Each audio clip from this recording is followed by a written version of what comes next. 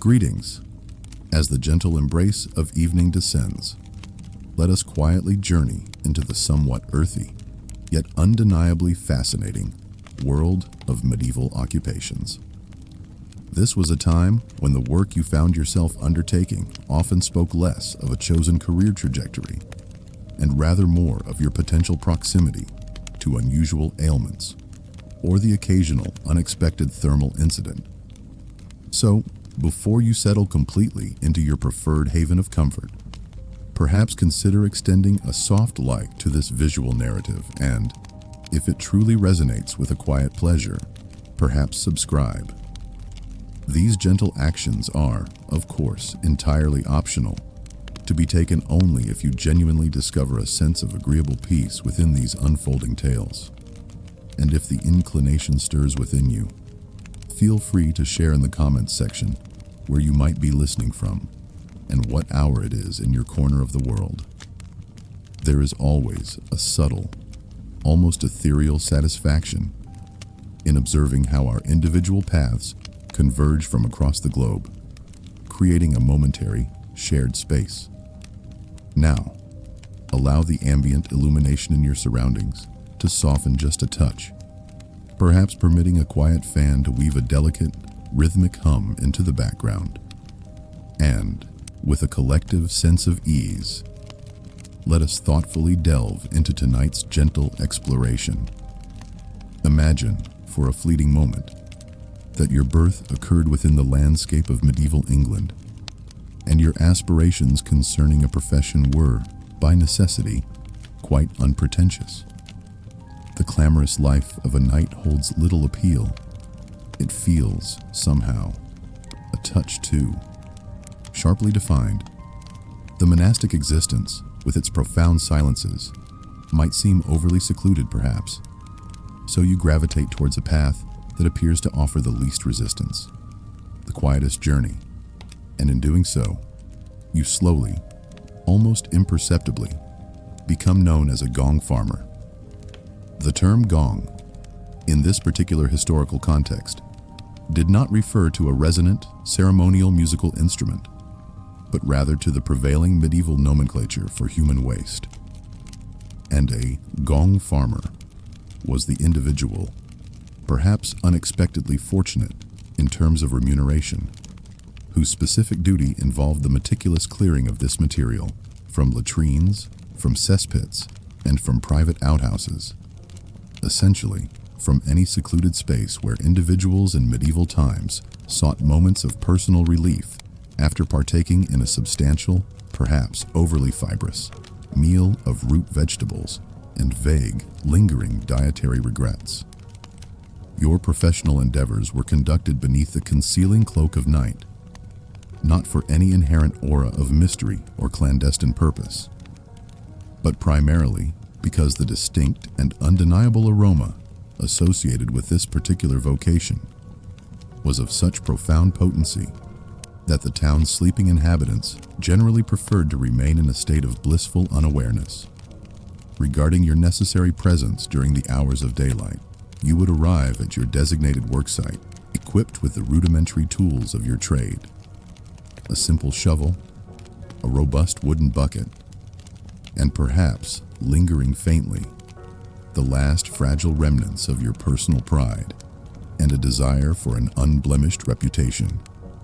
You would then commence your descent into the dark, enclosed pit, sometimes finding yourself submerged up to your waist, occasionally even deeper, depending, of course, upon the cumulative productivity of the town's inhabitants in the days leading up to your visit. The depth of the mire could vary significantly, presenting an unpredictable challenge with each new undertaking. The rather astonishing aspect of this profession, something that might certainly elicit a raised eyebrow in contemporary reflection, was that gong farmers were, in fact, quite generously compensated for their labor.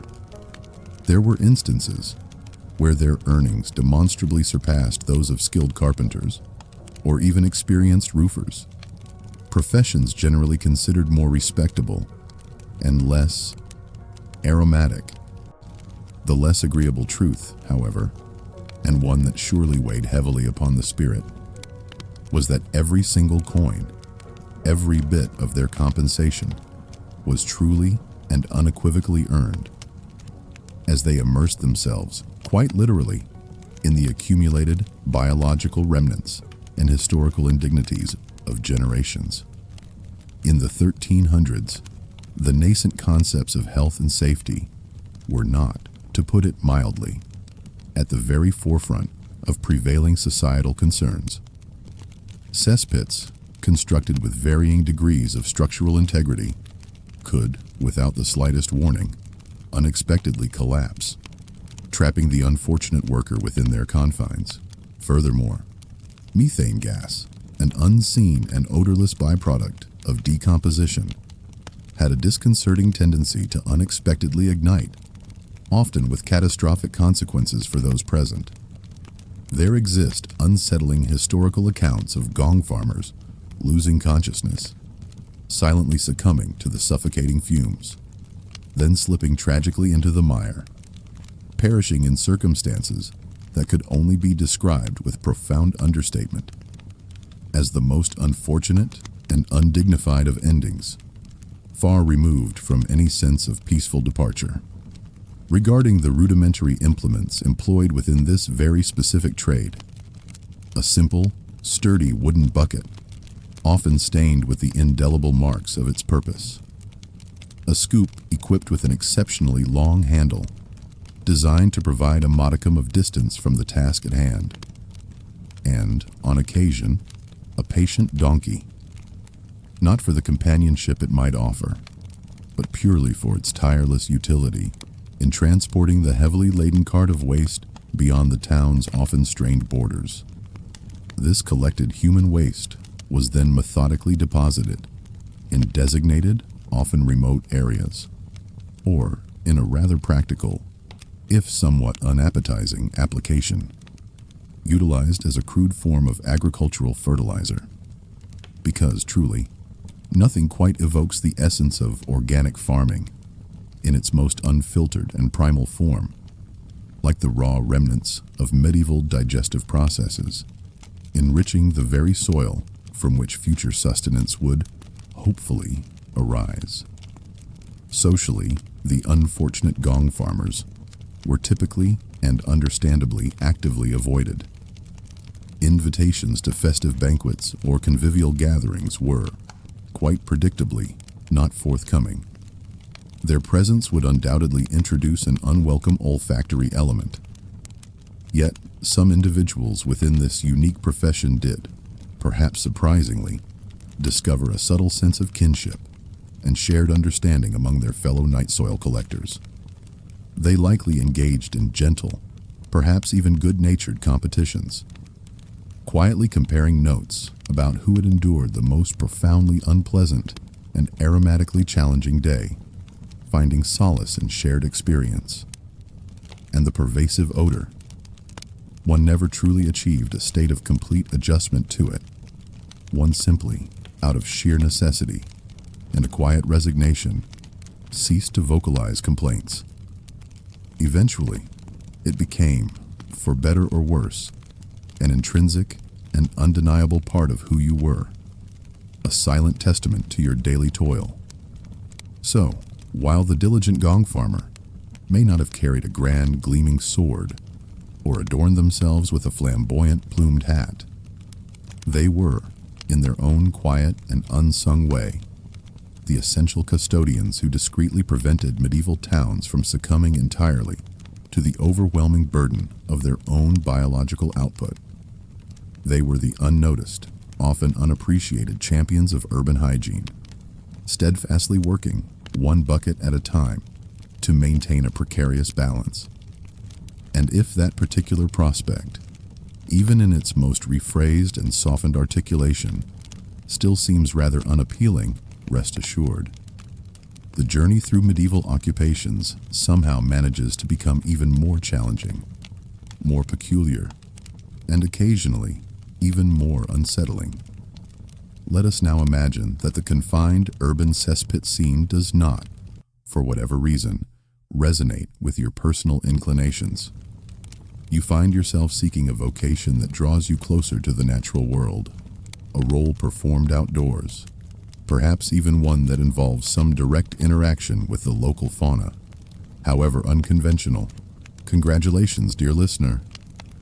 You have just, with a quiet sigh of resignation, embraced the peculiar life of a leech collector. This rather esteemed, if somewhat squalid, medieval occupation necessitated the spending of your days wading purposefully through marshy, often stagnant lands, dedicated to the patient gathering of nature's small, surprisingly efficient, blood-sucking creatures. The fundamental description of the work was remarkably, almost brutally, straightforward. You would deliberately enter a murky pond, then compel yourself to remain perfectly, uncomfortably still, and passively allow the leeches to attach themselves to your bare legs, their tiny, almost imperceptible bites signaling their arrival. That was, in its stark essence, your entire professional role. You were, quite literally, the living lure, the bait in this natural exchange. You drew them in with the warmth radiating from your body, with the silent acknowledgement of your questionable life choices that led you to this marsh, and with a look of quiet, profound resignation etched upon your features.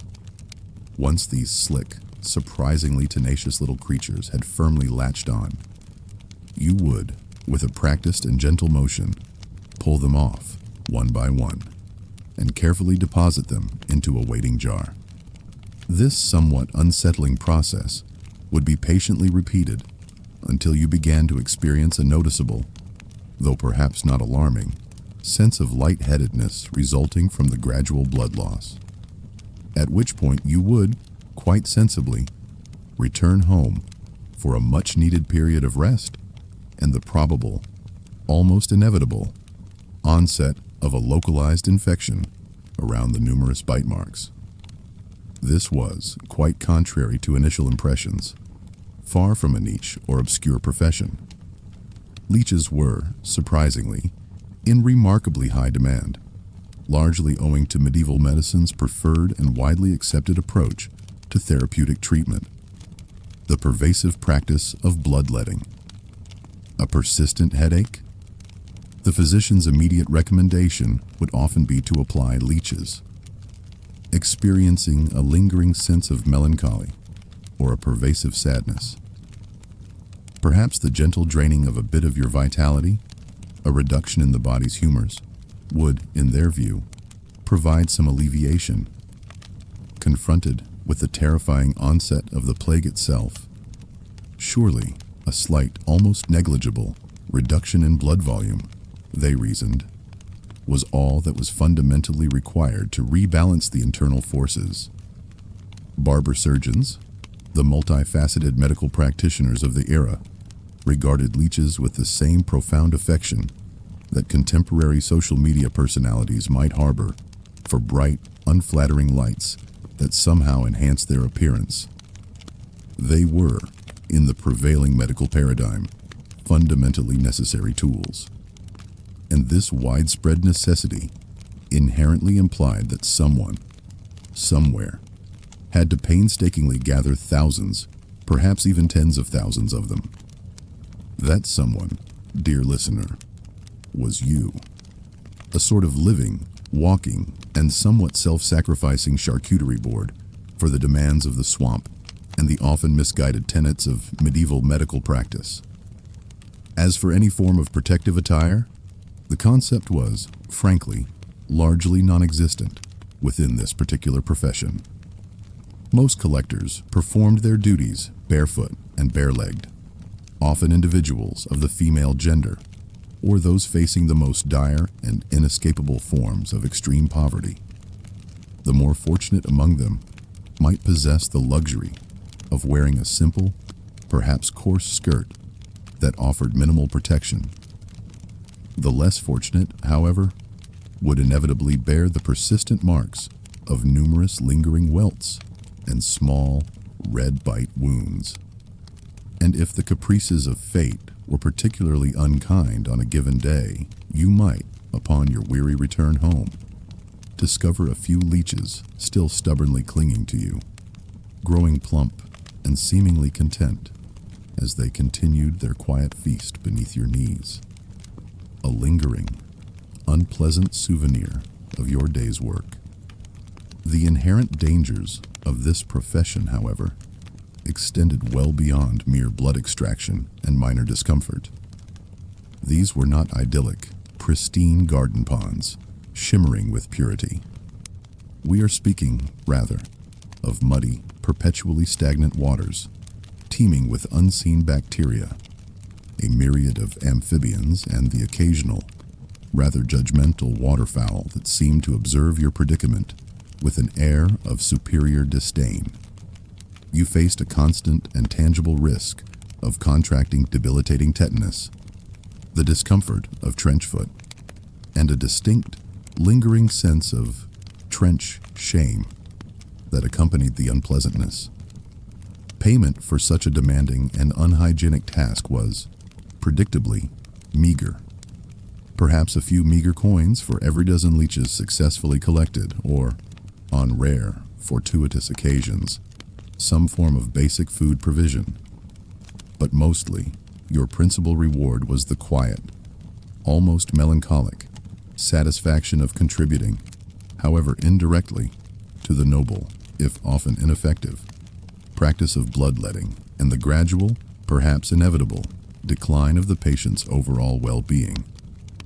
On a slightly brighter, albeit peculiar note, you were generally unlikely to be accosted or bothered on your solitary journey home. Nobody, it seemed, was particularly eager to get that close to a leech collector. A silent, unspoken acknowledgement of your unique occupational aura. So, having now immersed ourselves in the somewhat unpalatable realities of human waste management and the decidedly parasitic duties of a pond dweller, you might find yourself quietly pondering what, in the long and rather disheartening trajectory of medieval career paths, could possibly come next.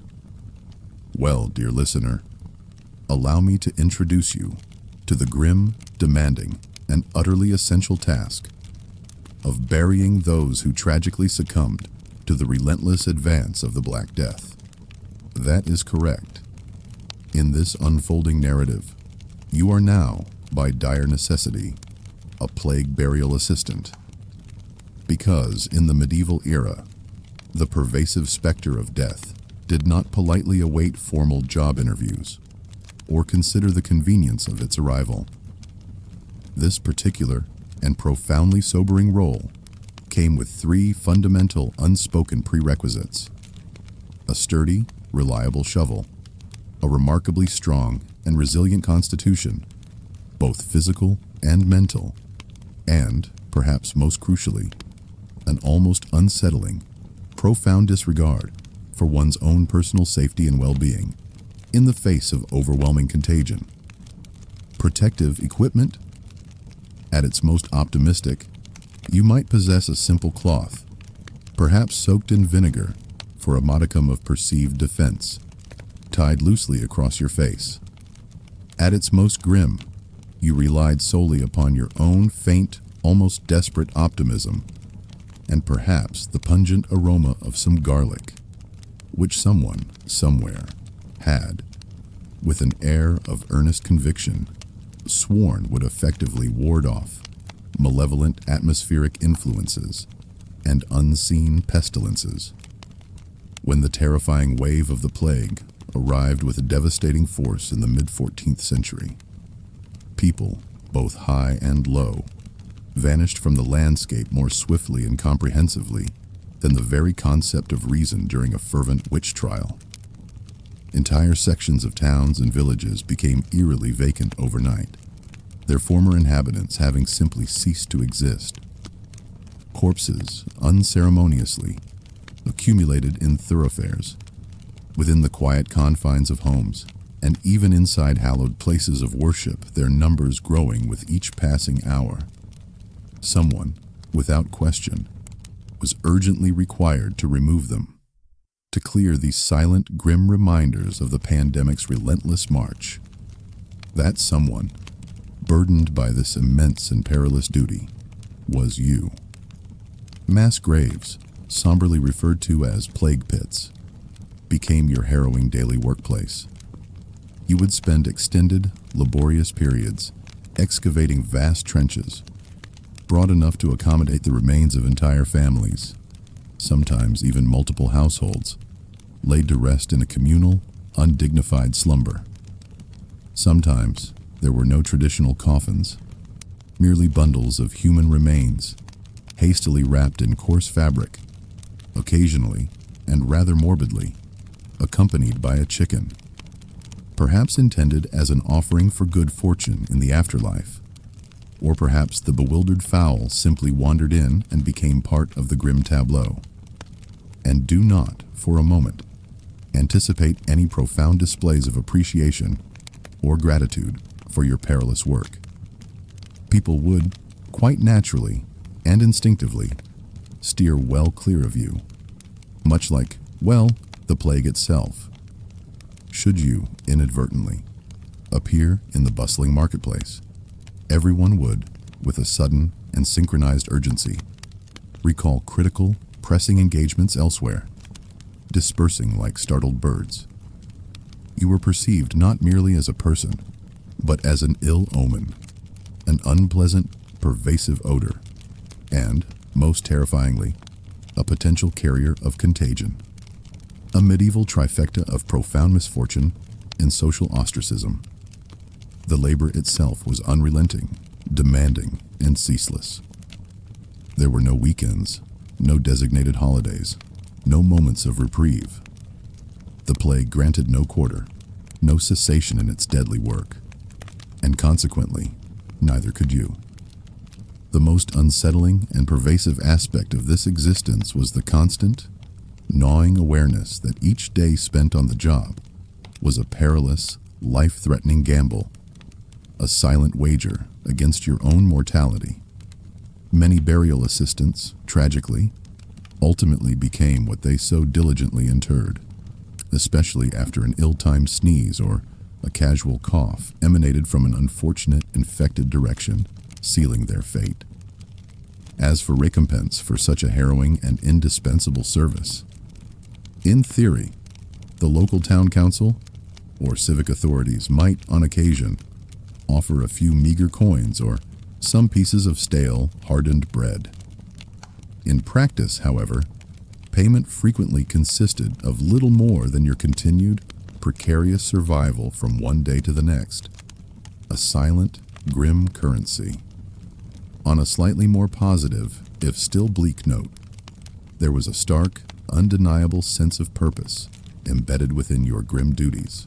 You, in your thankless role, prevented cities from literally collapsing beneath the overwhelming weight of the deceased, averting an even greater catastrophe. But let us not, for a moment, succumb to any romanticized notions of the situation. You were, in essence, engaging in a morbid, repetitive game of Tetris with human bodies, all while quietly contemplating, with a growing sense of dread, whether that peculiar tingling sensation on your arm was merely the irritation of fleas or something far more predetermined, a harbinger of your own impending demise.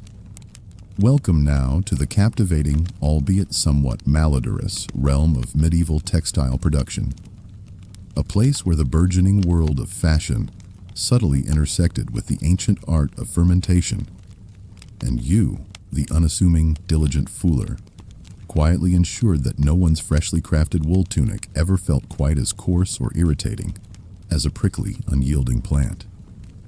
Your essential duty was remarkably straightforward, if profoundly unconventional, to repeatedly, rhythmically, and tirelessly step upon large quantities of woven cloth, which had been thoroughly submerged in human urine, until the fabric achieved a desired softness and pliancy, rendering it suitable for garments rather than resembling some harsh, abrasive medieval material.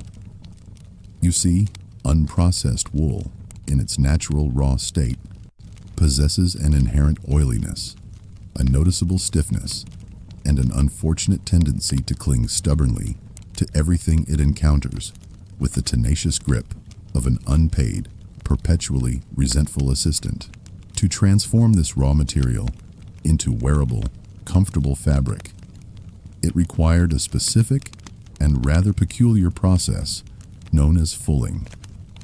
This involved the meticulous saturation of the cloth in a potent, often pungent, mixture of water, certain naturally occurring earths or clays, and indeed a significant quantity of urine. Why, you might ask, was this particular bodily fluid so integral to the process? Because aged human urine contains a notable concentration of ammonia, a chemical compound which, quite effectively, aided in both the cleansing and the softening of the resilient wool fibers, preparing them for their eventual transformation into clothing. And why the continuous, arduous stomping within this liquid for extended periods? Because complex machinery had, at this point in history, yet to be conceived, and your bare feet, it seemed, were regarded as an almost divine blessing, a divinely ordained tool for the flourishing medieval textile sector, providing the necessary mechanical action. Now, this was by no means a gentle or leisurely paddle through a pleasant stream. You would find yourself immersed, often knee-deep, in a vast vat filled with this rather malodorous liquid, rhythmically pressing and manipulating the fabric with your feet, a somewhat unusual endeavor, much like a winemaker who had taken a profoundly, perhaps tragically, wrong turn in their otherwise noble career path. And this was not a brief, occasional action, a fleeting moment of exertion. You performed this demanding task for hours on end, every single day, for years, your life becoming an endless cycle of rhythmic stomping. You quite literally resided, for significant portions of your waking life, in a perpetual foot bath composed of medieval perspiration and the quiet, accumulating weight of deep regret.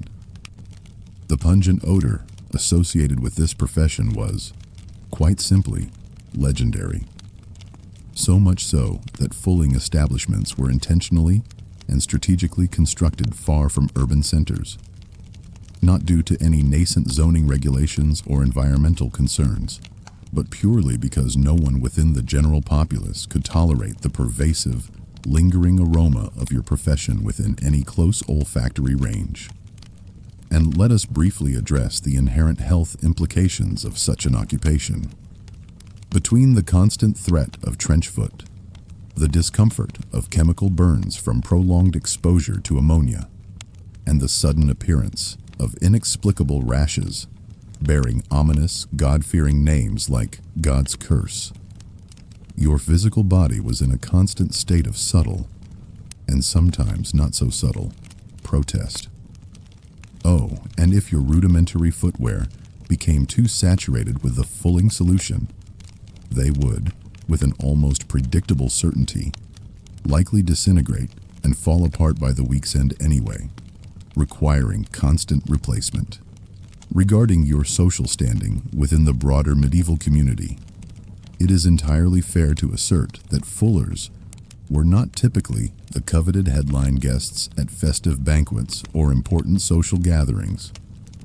You were, for the most part, tolerated, much like rodents in the pantry, an unfortunate but necessary presence, or that one distant, eccentric relative who incessantly discusses the dubious merits of various herbal remedies. Nevertheless, a certain undeniable degree of job security did exist within this unusual role.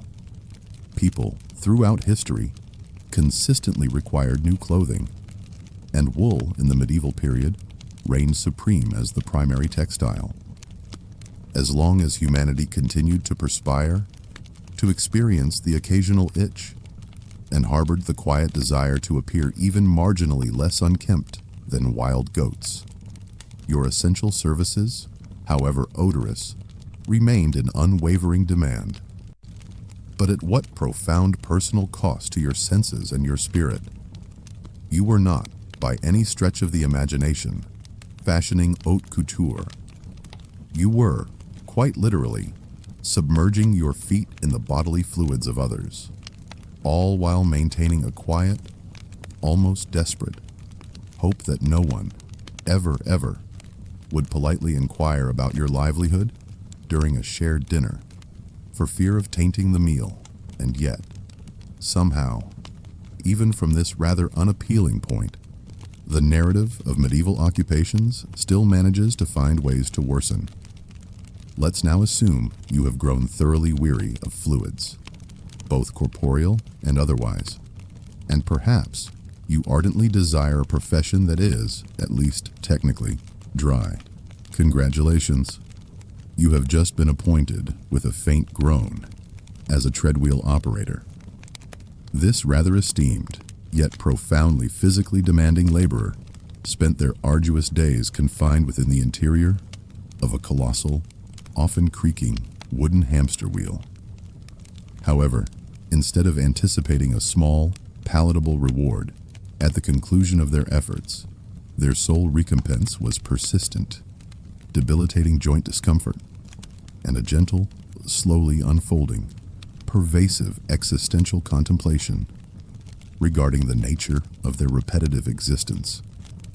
Your primary involvement in this role was within the grand and ambitious construction of towering cathedrals, meticulously elevating massive stones towards the heavens, using only the brute, unyielding power of your legs and a profound, almost reckless, disregard for your own spinal well-being. Envision, if you will, a rudimentary crane, but one where the sole motive force was your continuous, unceasing circular movement, like a disoriented, perpetually walking pilgrim, trapped within an enormous wooden cage. Medieval engineers, it appears, often pondered, what if we took a truly immense, cumbersome wheel, placed an individual squarely within its confines, and simply hoped, with a quiet desperation, that the very laws of physics would, for our convenience, somehow overlook our peculiar invention. And thus, from this rather hopeful premise, the human-powered crane, an emblem of medieval ingenuity and human endurance, came into being, a testament to raw, unceasing effort.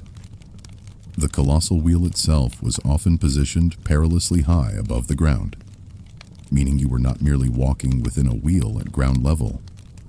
You were, in fact, walking within a wheel that represented a significant potential peril, sometimes elevated as much as 40 feet into the open air, tirelessly hoisting stones that, in their sheer weight, utterly dwarfed your entire extended family combined.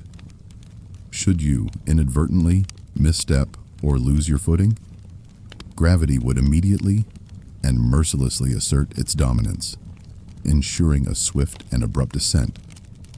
It would, in an instant, cease to be a vibrant construction site and would swiftly and tragically transform into an unplanned grim memorial to human endeavor and its inherent risks. The relentless cadence of your day followed a simple, monotonous rhythm.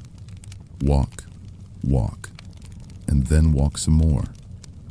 Occasionally, you might be granted a brief, welcomed pause as someone, perhaps a foreman or a passing worker, might press a small, coarse piece of bread into your hand, a momentary sustenance, and then, without further ado, you would resume your unceasing walking. The colossal wheel itself would emit a rhythmic, protesting creak with each rotation. The heavy rope would strain audibly under the immense load, and your knees, with an increasing insistence, would begin to voice their profound discomfort and silent protest. And heaven forbid your colleague, operating a second parallel wheel, were to become overly zealous in their efforts and unexpectedly increase their pace. Suddenly, you would find yourself thrust into a medieval spinning class of the most infernal and exhausting kind, a relentless, accelerated exertion. Safety protocols within this demanding environment were, to put it mildly, largely non-existent. You were considered fortunate if the main axle merely held together for the duration of your shift. On occasion, someone, in a moment of inattention or oversight, would neglect to properly secure the essential counterweight, and entire masses of precisely cut stone would plummet downwards with a terrifying velocity. Much like a potent, if somewhat literal, metaphor for your own precarious career trajectory within this dangerous world. Was the compensation for such a physically demanding and perilous role particularly generous? Not especially. Your earnings were, effectively, the sheer avoidance of being crushed to an untimely demise on any given day, which, in that rather brutal era, was, perhaps surprisingly, considered a rather respectable and valuable benefits package. You might, if fortune smiled upon you, receive some warm stew at the end of your laborious shift, provided, of course, that you still possess the remaining energy to lift a spoon to your weary lips. Still, despite the hardships, you were an integral, indispensable part of something truly magnificent and enduring.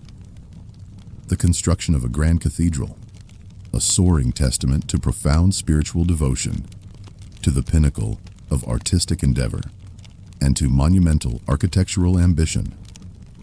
Generations yet unborn would marvel at its future grandeur, though it is highly probable they would never once contemplate the perspiring, human-powered wheel hamster who painstakingly, anonymously, moved the colossal stones into their precise positions, quietly lamenting their perpetually aching ankles. But at the very least, you were no longer trampling raw wool in pungent urine. Progress, indeed, of a distinct and somewhat dry nature.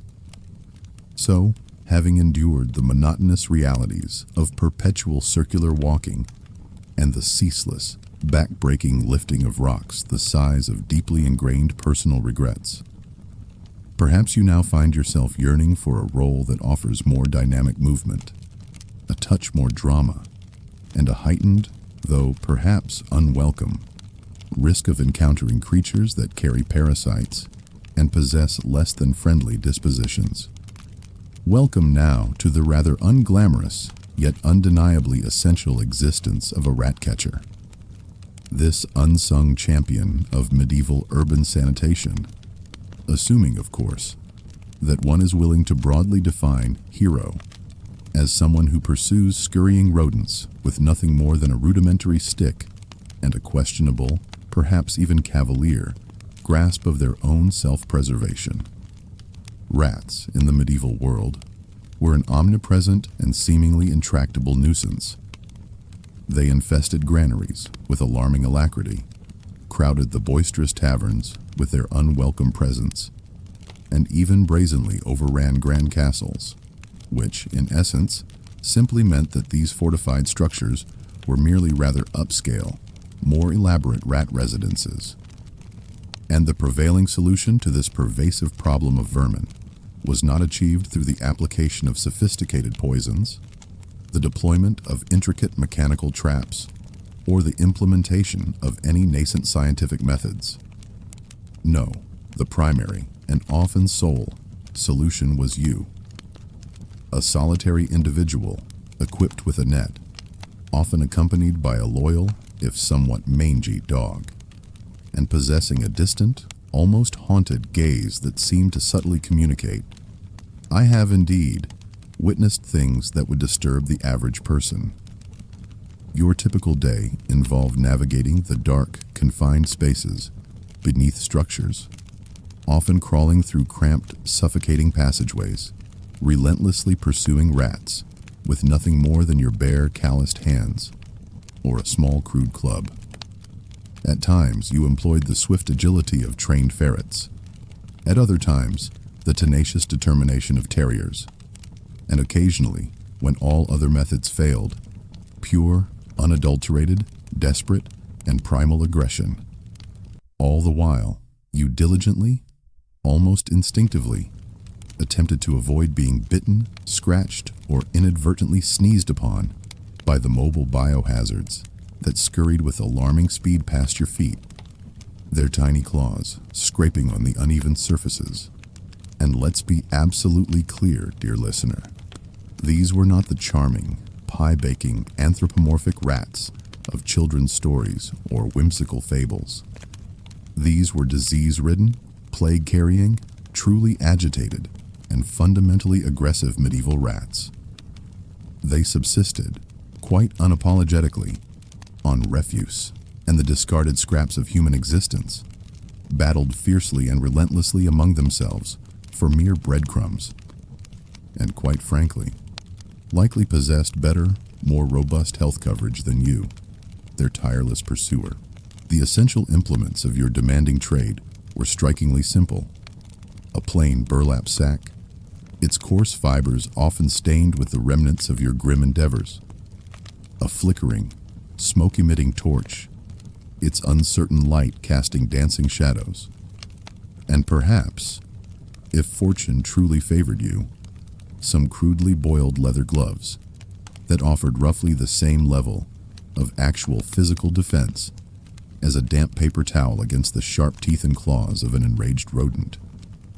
If destiny smiled upon your efforts, a dog, specially trained to instinctively locate hidden nests and flush out the vermin, would loyally accompany you. If ill fortune, however, prevailed, you were left with only your wavering torch and a great deal of shouting, a futile attempt to frighten your elusive prey. Compensation for such an unappealing and dangerous profession? Let's just say, with a profound sense of certainty, that no one ever achieved significant wealth by diligently chasing rats through the narrow, unhygienic alleyways. You might receive a few meager coins per tail. Yes, that is correct, per tail. Which meant you were, by contractual obligation, compelled to present physical evidence of your rodent conquest, akin to a rather grim and somewhat macabre medieval rewards program, where the currency was the severed appendage of your vanquished foe. Occasionally, civic authorities or desperate town councils would enlist the services of rat catchers during widespread outbreaks of illness, particularly when the terrified residents observed an unusual and alarming proliferation of both human corpses and fleas engaged in an unholy, frantic dance. However, once the immediate alarm and panic subsided, so too did the allocated funds and the already minuscule public esteem, which typically amounted to very little recognition anyway. No one, it seemed, truly desired to sit beside you, to engage in extended conversation with you, or to hear the unappetizing details of your day's work. Yet, deep within, almost subconsciously, everyone harbored a quiet, profound relief at your very existence. For without your tireless efforts, the rats would surely inherit the earth, or at the very least, the communal pantry. Let's imagine, for a moment, that you preferred to conduct your work indoors, perhaps finding a peculiar comfort within four walls. Perhaps you possess a hidden affinity for children, a quiet fondness for their innocence. Or perhaps, just perhaps, you envision a life lived within courtly circles, adorned in luxurious silk robes, partaking in elaborate meals that haven't been steeped in the pervasive aroma of sorrow, or the lingering scent of unwashed bodies.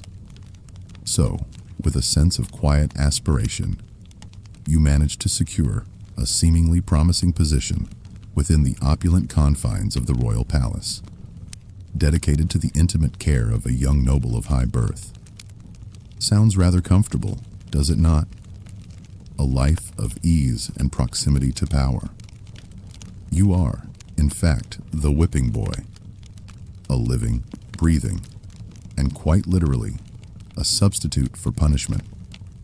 To put it in the most straightforward and perhaps stark terms, should the young prince, in his privileged innocence or burgeoning arrogance, misbehave, transgress, or fail to adhere to the strictures of courtly education. You are the one who, with quiet resignation, receives the physical chastisement, the stinging blows intended for him. Indeed, this was not a fanciful title. It was a formally recognized and undeniably peculiar profession within royal households. You see, children of noble birth, and especially those of direct royal lineage, were considered far too important, too sacred, too intrinsically valuable to endure physical discipline themselves. One simply couldn't risk bruising a future king, however minor the infraction, merely because he fed gunpowder to the royal feline, potentially compromising his regal appearance or future authority. So, instead, another child, often of humbler, less significant origins, was meticulously chosen and appointed to serve as his constant companion, his shadow, his intimate confidant. And if the prince transgressed, if he erred in his studies, or displayed a moment of inappropriate behavior, you, the whipping boy, would endure the lashes in his direct presence, while he observed, hopefully with a subtle twinge of guilt, but more often, it must be admitted, with a detached curiosity, perhaps even while consuming a selection of convenient snacks. It was, in its essence, a peculiar and rather morally convoluted form of delegated justice. The underlying intention was that you, the whipping boy, would be so emotionally connected to the young prince that he would, by proxy, feel genuine distress and a sense of responsibility while witnessing your undeserved flogging, thus internalizing the lesson without personal pain. A rather sweet, if ultimately flawed, theory, unless, of course, you happen to be dealing with a burgeoning tyrant who, chillingly, found your pained cries rather harmonious, a peculiar form of entertainment. Your daily routine, intertwined with the prince's, involved accompanying the royal child during his rigorous studies, during his formal meals, during his riding lessons, and even during his sword practice. You were his ever-present confidant, his academic partner in learning, and on less fortunate, more punitive days, his unwitting scapegoat. If he spoke insolently to his tutor, a direct challenge to authority, you received the stinging cane. If he demonstrably failed his Latin lessons, despite your efforts, anticipate some bruising to your own person. If he threw an unseemly tantrum, disrupting the decorum of the court, you had better begin practicing a subtle limp, for punishment was sure to follow. There was, unfortunately, no discernible upward mobility within this particular, rather stagnant career path. You didn't, for instance, aspire to become a senior whipping boy or a deputy of the lash. You simply, if you were fortunate, outgrew the role, assuming you survived the physical regimen without developing permanent spinal curvature or a profound, lasting psychological scar. Surprisingly, and perhaps testaments to the complex nature of human relationships, some whipping boys did, in fact, manage to forge enduring friendships with their royal tormentors. After all, few shared experiences bond two children as intimately and profoundly as the shared memory of one receiving a physical beating for the other's transgressions, creating an unusual, perhaps twisted, form of solidarity. Others, however, simply vanished from the meticulously kept historical records, likely having quietly wandered into the wilderness, concluding, with a quiet resignation, that true friendship ought not to involve such consistent and unprovoked physical pain. Compensation for this unique role included room, board, and perhaps an infrequent, almost begrudging, note of appreciation from the royal family. No grand statues were ever erected in honor of a whipping boy. But if fortune smiled upon your humble existence, you might, for a fleeting time, enjoy clean garments and the distinct privilege of dining at the prince's own table. before, of course, being disciplined for his latest food fight, the cycle of proxy punishment continuing. So, you've grown weary of rat bites, the unsavory task of rodent disposal, and the rather painful realities of royal floggings. You yearn for a quiet existence, for the cleansing embrace of fresh air, and for a profession that, ideally, doesn't involve actual children or scurrying rodents. Enter, then, the lime burner. A person so profoundly dedicated to the relentless inhalation of fine dust particles that they made even the perpetually sooty chimney sweeps of the era appear, by comparison, like vibrant wellness gurus. Your demanding task? To superheat large quantities of raw limestone within a roaring, incandescent kiln, transforming it through intense thermal alchemy into quicklime, an indispensable and versatile component in virtually everything from the robust mortar used in construction and the smooth plaster applied to walls to various essential agricultural practices. And, a rather morbid and unsettling detail, quicklime was, on occasion, even used in burials to accelerate the rather grim process of decomposition, ensuring that bodies return to the earth more swiftly. Thus, your painstaking handiwork, the product of your sweat and toil, was, in its myriad forms, omnipresent, embedded in the very walls of structures, spread across the fertile fields, and quietly, discreetly, assisting in the dissolution of poor Uncle Jeffrey behind the local church, his final resting place hastened by your efforts. The demanding procedure involved the careful and methodical layering of limestone and fuel, be it wood, peat, or, if you were particularly environmentally conscious and pragmatic, dried animal waste, into the colossal gaping maw of a colossal oven known as a lime kiln. Then you would, with a sense of purpose, ignite it, baking the contents at infernal, unyielding temperatures for several days without interruption, the fire consuming the fuel with relentless hunger. And by you, I mean you stood by it, tirelessly, ceaselessly shoveling raw materials into its fiery belly, and occasionally prodding the incandescent interior with a long, heavy pole, much like a medieval pizzaiolo, albeit one whose desired pizza had a disconcerting tendency to combust your lungs and set your simple clothing ablaze. Breathing near a functioning lime kiln was akin to embracing a roaring volcano while simultaneously inhaling vast quantities of powdered chalk. The fumes, acrid and corrosive, were ever present, biting at your throat and lungs.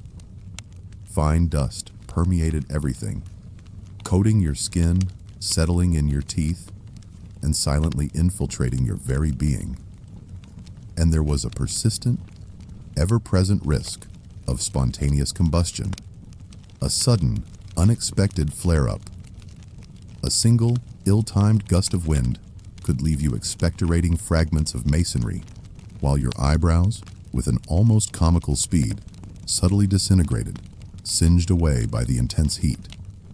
Protective gear, you ask, for such a hazardous environment? A coarse cloth tied haphazardly over your mouth, if you were fortunate enough to possess one, and a pair of rudimentary wooden clogs, if you were living lavishly beyond your station. Gloves, please. Your hands, by necessity, possessed calluses thick enough to effectively function as hardened armor against the heat and friction. Worse still, quicklime, in its raw form, reacts violently and intensely upon contact with water. So, if it rained unexpectedly, or if you happened to perspire too profusely during your strenuous labor, the insidious powder could hiss, bubble, and burn directly through your exposed skin, leaving painful, lasting wounds. There is truly nothing, it must be admitted, quite like being gradually and meticulously consumed by the very substance of your own chosen profession, a slow, chemical dissolution. Your social interactions within this solitary existence were predictably minimal.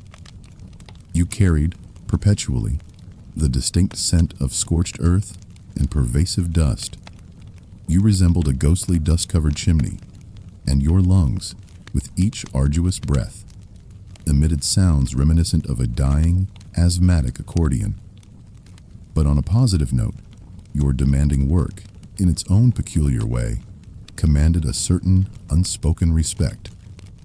You were responsible for providing the very foundations of structures, the essential building blocks of your society, and on occasion contributed to the solemn creation of mass graves, a rather grim but undeniable legacy. That, in essence, is a rather substantial and impactful resume, albeit one earned at a great personal cost. Still, each laborious shift brought you, with an inexorable certainty, nearer to becoming a mere lung-shaped mound of dust, indistinguishable from the very material you processed. Let's imagine, for a moment, that you desire a profession with flexible hours, the refreshing embrace of ample fresh air, and minimal, almost negligible, supervision. You find yourself entirely unconcerned with working under the cloak of night.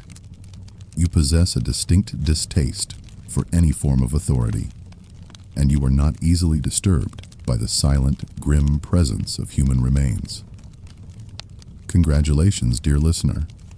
You possess the ideal, albeit unusual qualities for a resurrectionist, otherwise known, in more common parlance, as a professional grave robber. But not just any common grave robber, driven by avarice. No, you are not interested in pilfering rings from the fingers of the deceased, or extracting gleaming gold teeth. Your specific objective, your singular focus, is the entire cadaver, the complete human form. For the sake of knowledge, of course. Purely for noble academic purposes, the advancement of understanding. Please, however, try to overlook the mud-stained shovel resting nearby, and the distinct, almost chilling, lack of a discernible conscience that seems to accompany your chosen trade. In the later part of the medieval period, as knowledge began to stir, burgeoning medical schools started to require human corpses for the essential purpose of anatomical dissection and study, a critical step in understanding the human body. The inherent challenge, however, the powerful church, a dominant force in societal norms, regarded the dissection of human bodies with profound disapproval and often outright condemnation, viewing it as a sacrilege. Furthermore, legal avenues for acquiring cadavers were scarcer, more elusive than a miser's fleeting generosity. Enter, then, you, the resurrectionist, the resourceful, shadowy intermediary, silently connecting the recently interred with the pressing, undeniable demands of anatomical lectures and medical advancement. Your nocturnal activities commence discreetly within the hallowed, often neglected grounds of the cemetery, where you would, with practiced efficiency, exhume the newly buried under the concealing shroud of darkness, ideally within 48 hours of their interment, before decomposition progressed too far and things became too soft, too unmanageable. You worked with a chilling efficiency, almost like a morbid speedrunner, often collaborating with a trusted partner. One individual would diligently dig, their shovel scraping against the earth, while the other would maintain a vigilant, nervous lookout, both silently pretending that they were not about to disturb a deceased relative's peaceful, eternal repose. You did not, for practical reasons, concern yourself with the heavy, cumbersome coffins. They were too weighty, too noisy to extract discreetly, and would only hinder your swift operation. You would, with surprising force, open the coffin lid, extract the body, and on occasion, in a strange twist of ethicality, leave any valuable personal effects behind. It wasn't theft, You might reasonably argue to yourself. It was, rather, a unique form of scientifically adjacent repurposing, a contribution to the greater good of medical learning. Naturally, not everyone within society appreciated your rather unconventional contribution to medical advancement. Bereaved families, for instance, and the omnipresent church and the local constabulary, whose duties included maintaining order even in death. If apprehended in the act, you could face severe financial penalties, prolonged imprisonment, or profound public disgrace, though, surprisingly, rarely execution, which seems rather ironic, given the sheer quantity of human bodies you handled with such casual disregard. Some towns, desperate to deter your grim trade, began to employ various deterrents for their graves. Sturdy iron cages placed over burial plots, immense, heavy stones piled atop fresh mounds, and even, shockingly, rudimentary explosive devices designed to deter intruders. Yes, truly. Nothing quite conveys the profound sentiment of rest in peace like a spring-loaded jaw trap guarding one's final resting place, ensuring an explosive end to any nocturnal endeavors. But the demand for anatomical specimens never ceased. Physicians required cadavers for their studies, and your unsanctioned services were significantly more economical than the scarce and often prohibitively expensive legal alternatives.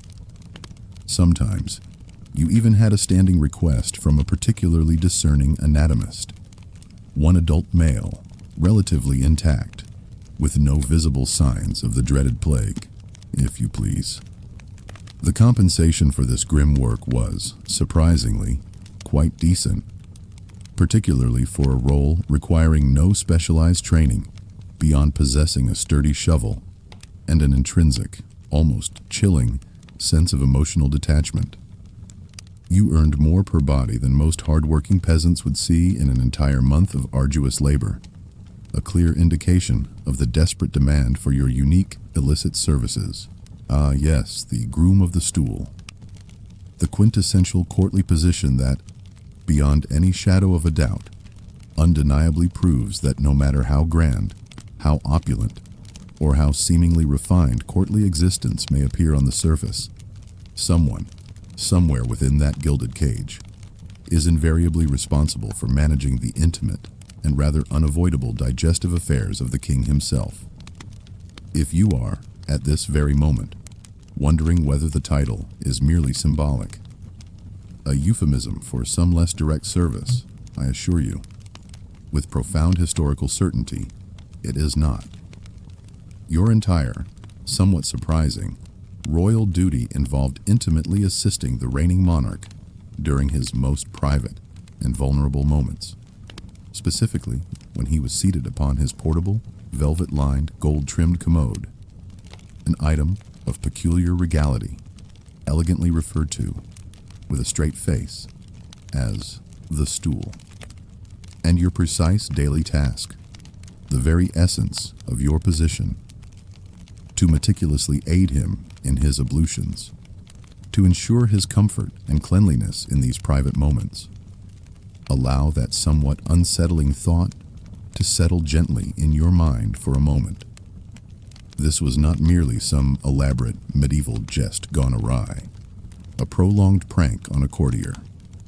On the contrary, it was, quite remarkably, a highly regarded and profoundly trusted office within the royal household. In fact, the groom of the stool was often a nobleman of considerable standing, implicitly and utterly trusted by the king himself. For when you have witnessed someone, even a monarch, in such a vulnerable, unadorned state, unclothed, perhaps perspiring with effort and mid-exertion, you attain a level of personal intimacy, a unique bond that few other courtiers could ever hope to rival, let alone achieve. You did not merely handle delicate fabrics or official parchments. You wielded considerable, albeit unusual, influence. You regulated who gained direct access to the king during his seated engagements, subtly controlling the flow of information and petitioners. You managed his personal attire, his correspondence, and astonishingly, even offered counsel on matters of state, whispered confidentially within the intimate confines of the royal privy. It was a rather peculiar and undeniably asymmetrical power dynamic. You were simultaneously the royal sanitation worker, attending to the most basic of human needs, and, at the very same time, a chief confidant, a trusted advisor whose ear the king undoubtedly valued. The role fundamentally demanded absolute discretion, unwavering loyalty, and a truly unshakable fortitude of stomach, an imperviousness to the realities of royal digestion. You might also be meticulously responsible for preparing the commode itself, ensuring the privy linens were pristine and fresh, and keeping the royal posterior suitably powdered, delicately perfumed, and impeccably presentable for his next public appearance. Medieval monarchs, it seems, did not merely govern their realms. They evacuated with considerable, almost theatrical flair.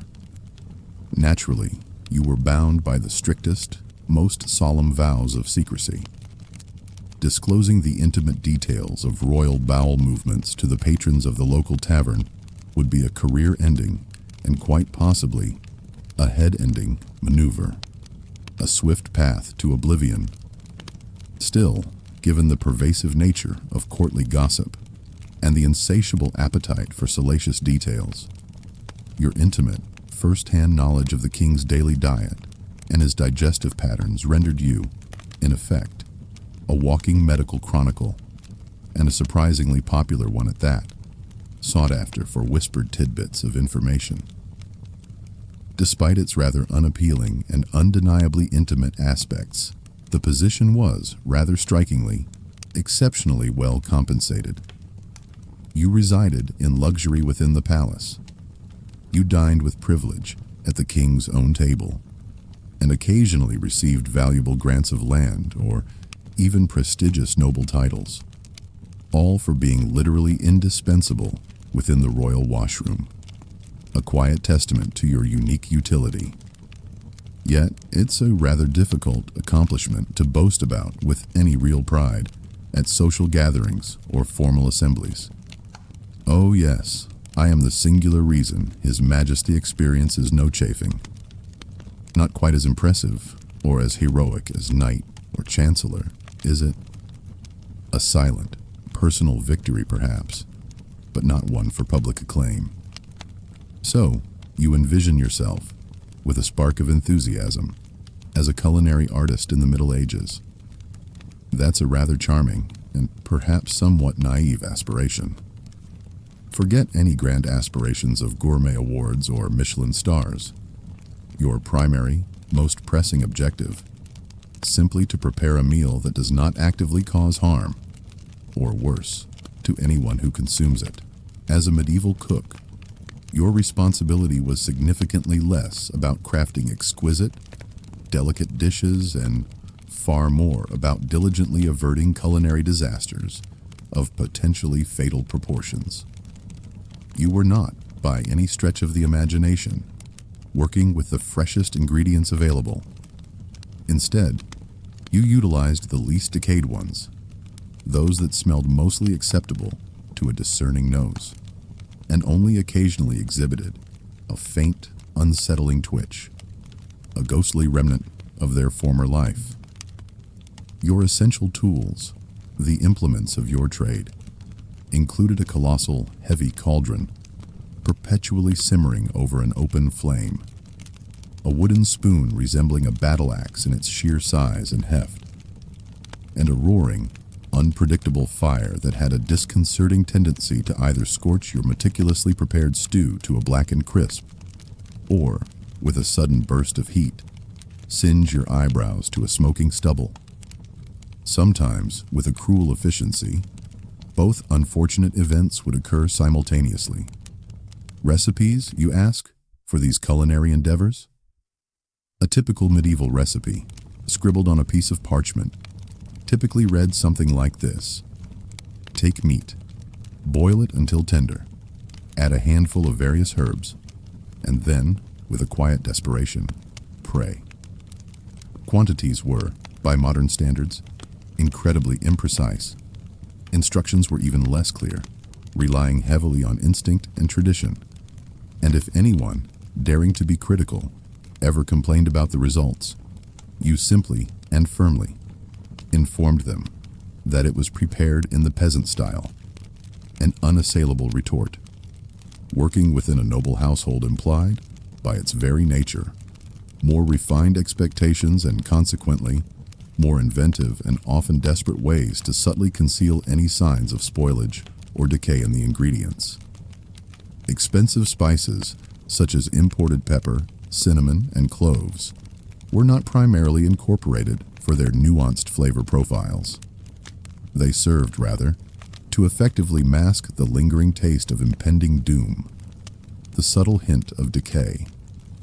If the meat, despite your best efforts, still exhibited any telltale movement, you simply, and with quiet determination, added more saffron. Problem solved. The illusion maintained. Poultry that had been feathered mere moments ago, its freshness questionable. Fish, hopefully, no longer displaying any lingering signs of life. Everything else, all the scraps and remnants, found its way into pottage. A single pot, perpetually simmering concoction of whatever vegetables were available, coarse barley, and various meat scraps, boiled relentlessly until it yielded completely, a homogeneous, often bland mixture. The true ordeal, however, was the preparation for elaborate feast days. Hundreds of demanding guests, dozens of intricate dishes, all meticulously prepared in a dimly lit, smoke-filled kitchen where grease constantly dripped from the ceiling in viscous strands. Dogs, perpetually hungry, would lick the floor with insatiable enthusiasm, and occasionally, with surprising audacity, the food itself. And there was always one scullery boy who seemed to inexplicably vanish without a trace during the busiest moments. His fate a silent mystery. You were also solely responsible for crafting intricate and often whimsical subtleties, elaborate sculptures fashioned from sugar or meat, painstakingly shaped to resemble majestic swans, fearsome dragons, or even revered saints. That's right.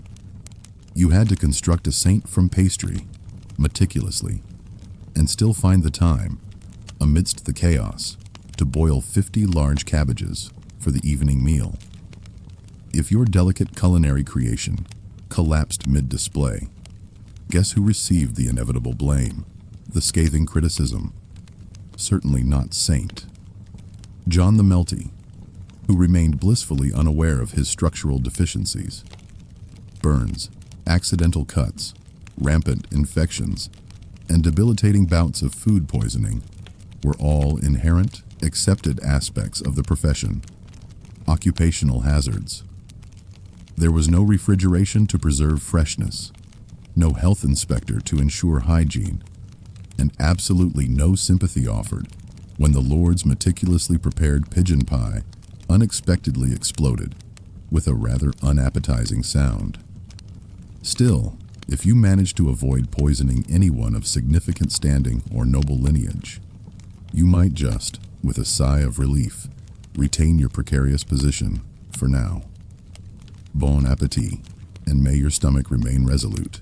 So, you are not, by nature, averse to a bit of strenuous physical effort. Perhaps you genuinely enjoy the raw embrace of the outdoors. Perhaps you even believe, with a hopeful glint in your eye, that the rigorous, repetitive lifting of heavy objects will, over time, sculpt your physique to rival the idealized forms depicted in a vibrant church fresco. Welcome, then, to the arduous life of a quarryman, where your daily existence is a literal, unceasing confrontation with unyielding rocks, and the rocks, more often than not, seem to emerge victorious in this silent battle. As a quarryman in medieval times, your demanding day commenced before the first faint blush of dawn, and concluded only when your arm, weary and aching, ceased to obey your insistent commands, exhausted by the relentless labor. Your singular mission: to meticulously cut, to powerfully shatter, and to laboriously transport colossal fragments of stone from the very heart of the earth, armed with nothing but rudimentary, heavy tools, and the sheer, unyielding willpower born of a series of regrettable, life-altering choices.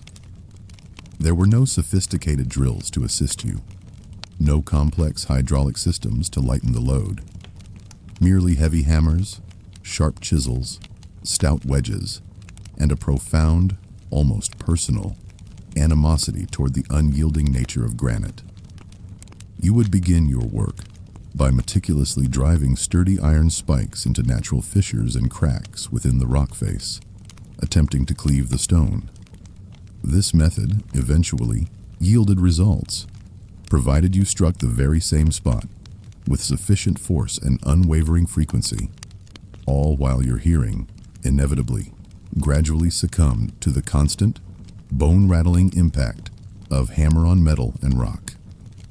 For an added element of brutal amusement, you might, at times, pour cold water into heated cracks, attempting to fracture the stone through the powerful principles of thermal shock, a rudimentary understanding of physics applied to brute force.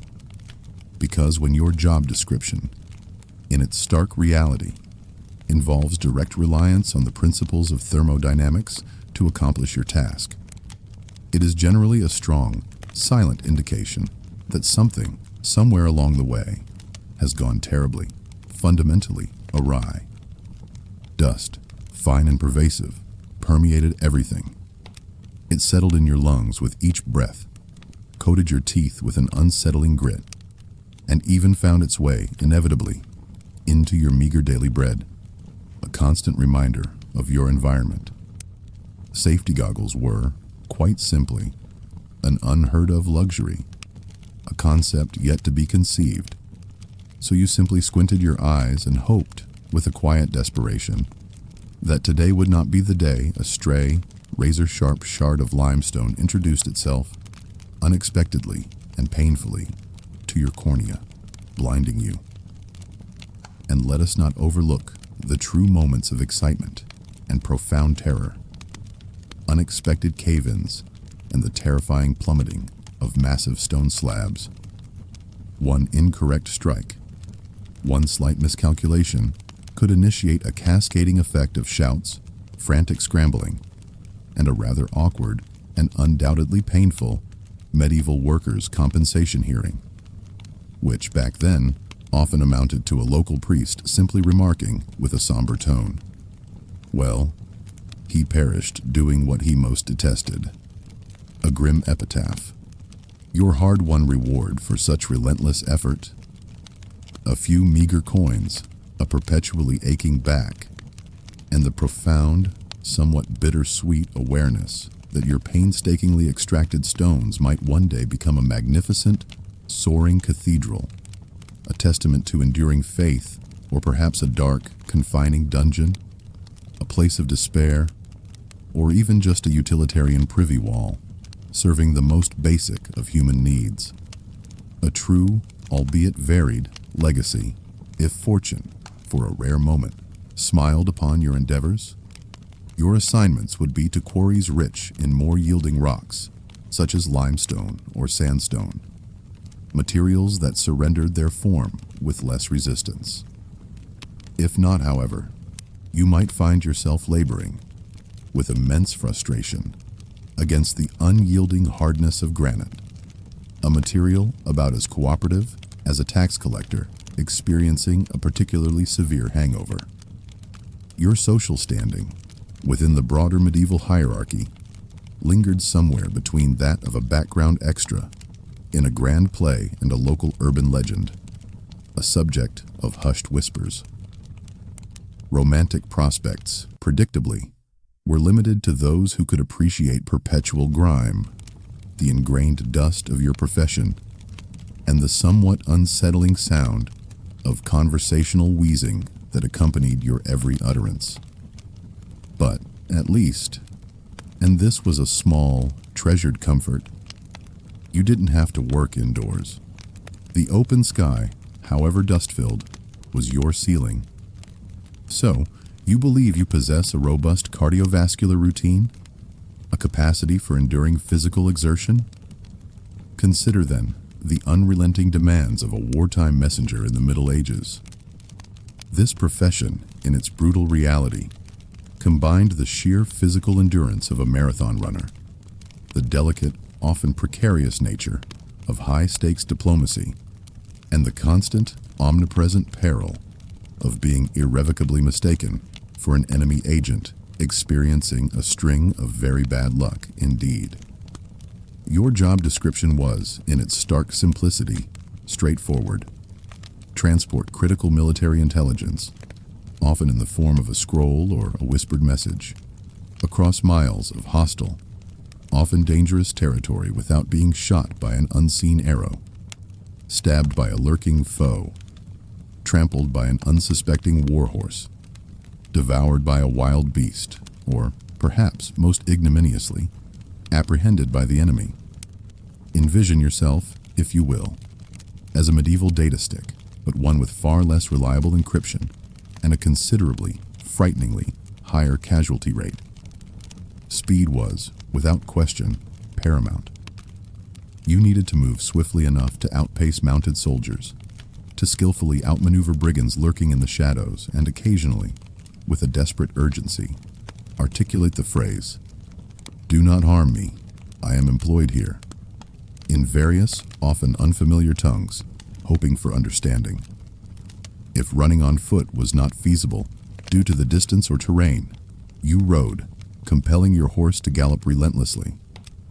However, horses, in their very presence, rendered you more conspicuous, and conspicuousness, within the chaotic confines of a war zone, was precisely what you wished to avoid at all costs, unless, of course, you happened to be a brightly colored symbolic flag intended to be seen.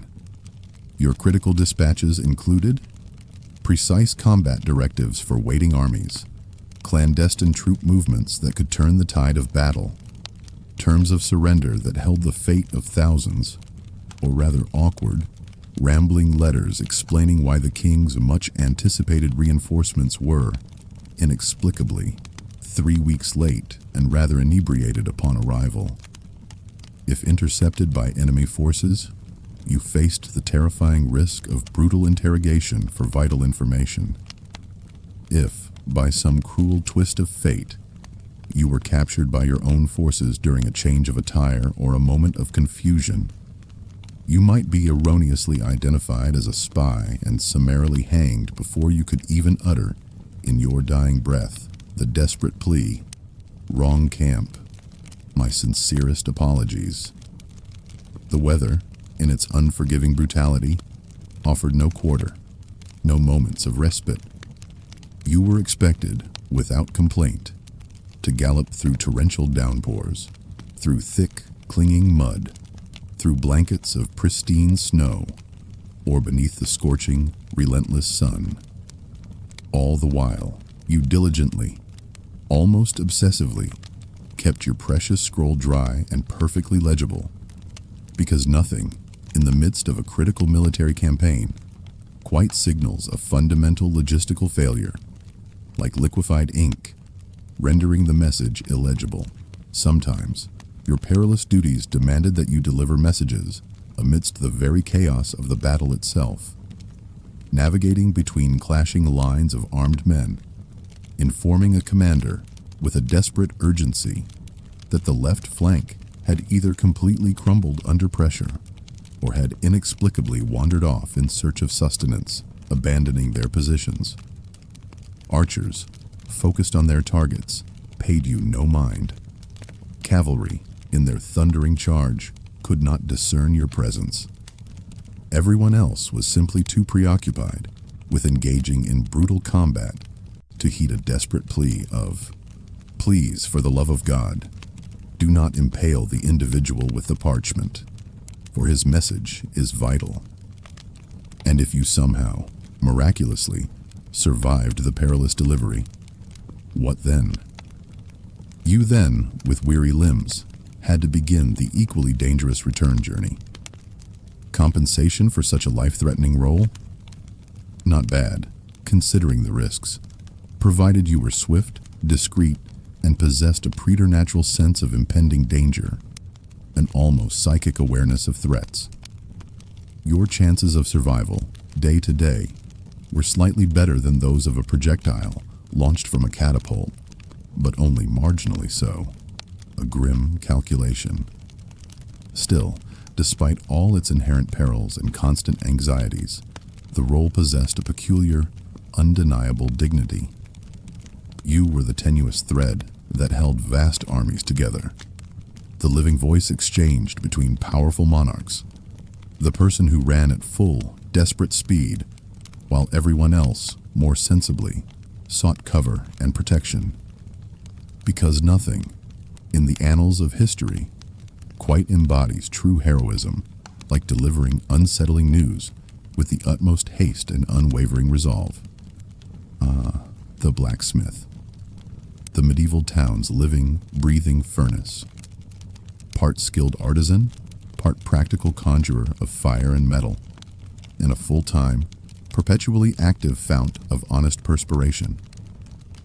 If the demanding task involved heating metal until it radiated light like a miniature sun, incandescent and blinding, and then striking it with a heavy hammer until it seemingly begged for mercy, yielding to your will, you were, without question, the individual for the job, the master of this fiery domain, your workspace.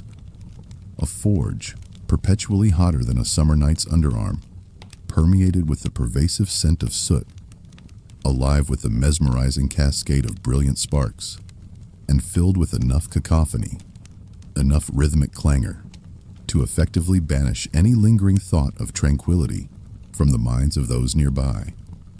You had no inherent need for a crowing rooster to rouse the sleepy village at dawn. The rhythmic, bone-rattling clang, clang, clang of your daily metallic symphony sufficed, its sound echoing through the morning air, signaling the start of a new day's labor. Blacksmiths meticulously crafted virtually everything essential to medieval life. Sturdy horseshoes, durable plowshares for the fields, gleaming swords for battle, countless nails for construction, resilient armor for protection, intricate hinges for doors, and approximately 600 other indispensable items that people, with an almost alarming frequency, managed to damage or break on a weekly basis, and all were desired yesterday, with a desperate urgency. "Oh, mighty blacksmith, my ox has lost a shoe, and the harvest awaits. Great wielder of the hammer, my gate hinge squeaks with every gust of wind, disturbing my slumber. I urgently require a new sword, master. This one is far too flexible in battle."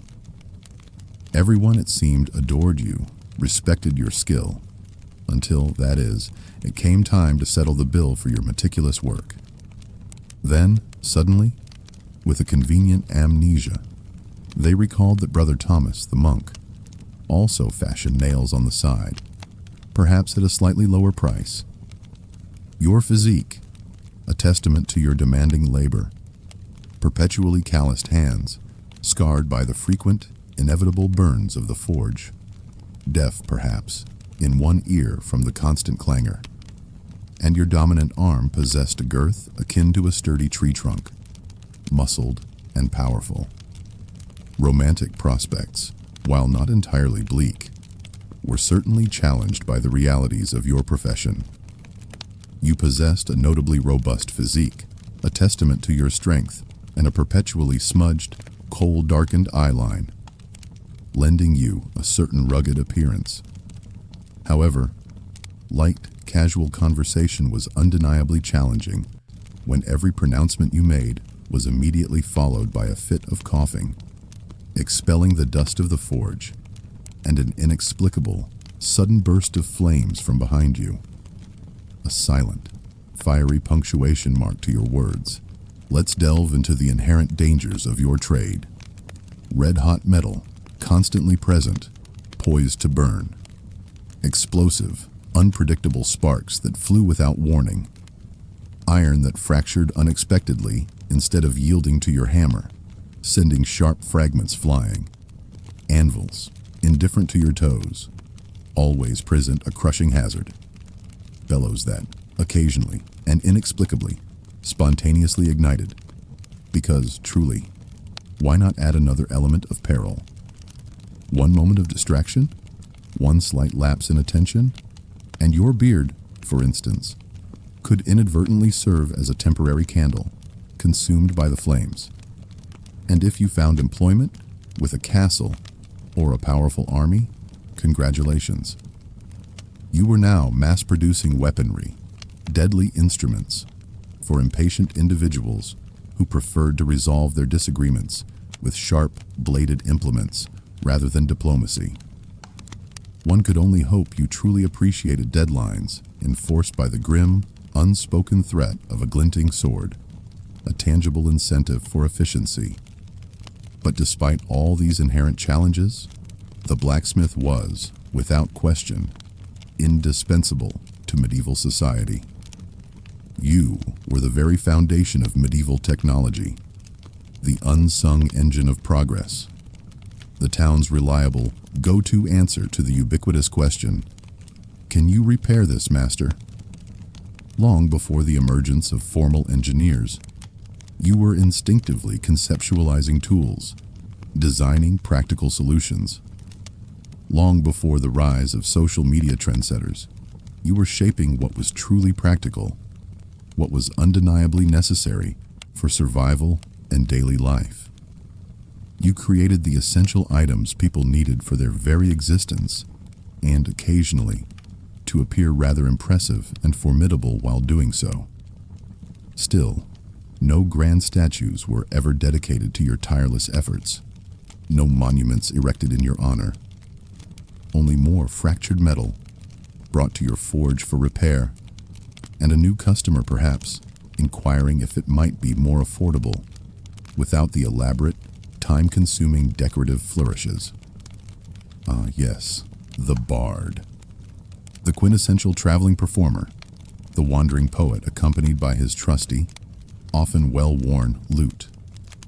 The medieval equivalent of an audio program no one specifically requested, but which, once it began, they couldn't quite bring themselves to cease listening to, primarily because they were, by circumstance, captive guests in your lord's great hall, polite decorum dictating their attention. The life of a bard, in its romanticized ideal, sounds rather charming.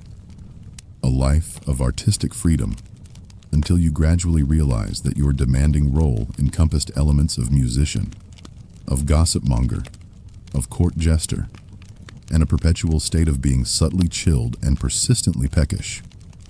You roamed, a lone figure, from one settlement to the next with only your instrument, your carefully crafted verses, and a persistent, suspicious cough, a constant companion. You sang of powerful monarchs, of epic battles fought with valor, of ill-fated lovers consumed by passion and sorrow, and of dragons that were, in all likelihood, just oversized lizards, their legends exaggerated. Anything, truly, any tale or melody, to earn a single precious coin, a warm meal, or, at the very least, to avoid the indignity of being pelted with discarded root vegetables by an unappreciative audience.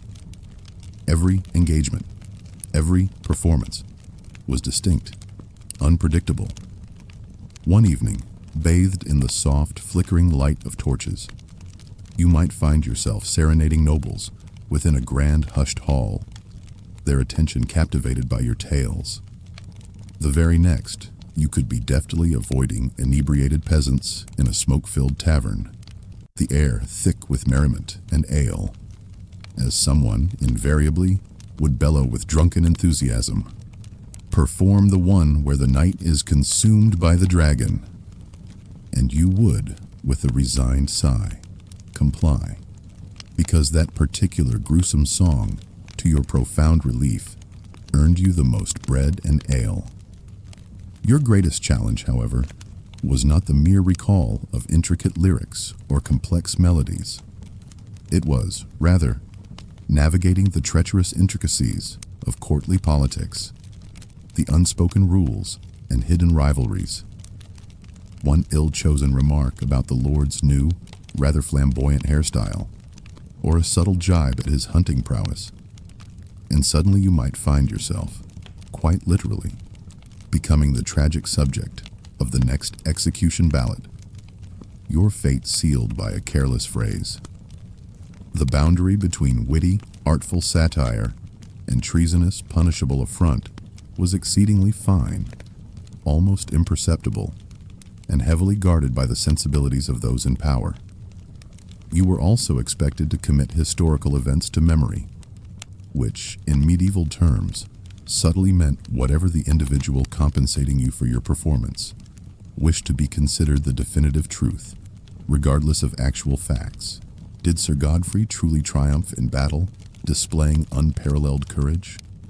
It held no bearing on the narrative. If he was providing your dinner, Sir Godfrey had, unquestionably, achieved a resounding glorious victory, his legend cemented by your song. And hygiene, within the bard's itinerant existence? Let's just say bards were more renowned for their evocative, powerful performances than for their personal freshness or impeccable grooming. Lice, fleas, and perpetually worn-out footwear were common, persistent companions on your journeys. Your garments perpetually carried the distinct, lingering scent of firewood, of smoky taverns, and of quiet resignation. But you compensated for these minor shortcomings with an abundance of charm, a quick, agile wit, and an uncanny, almost magical, ability to rhyme sword with board in a compelling narrative. Still, despite the hardships and occasional indignities, you wielded a certain intangible power. You shaped collective memory, influencing how historical events and grand deeds were remembered and recounted. You disseminated news and tales, both true and embellished, more rapidly and widely than a mere town crier equipped with a rudimentary megaphone ever could. You were, in essence, medieval public relations, but with more stringed instruments, more poetic flourishes, and far less overt self-promotion. Occasionally, through a stroke of unexpected good fortune, you would stumble upon a coveted opportunity and secure a prestigious position as a permanent court bard, residing within a noble's household, composing bespoke songs for royal nuptials and epic military campaigns. A life of relative comfort.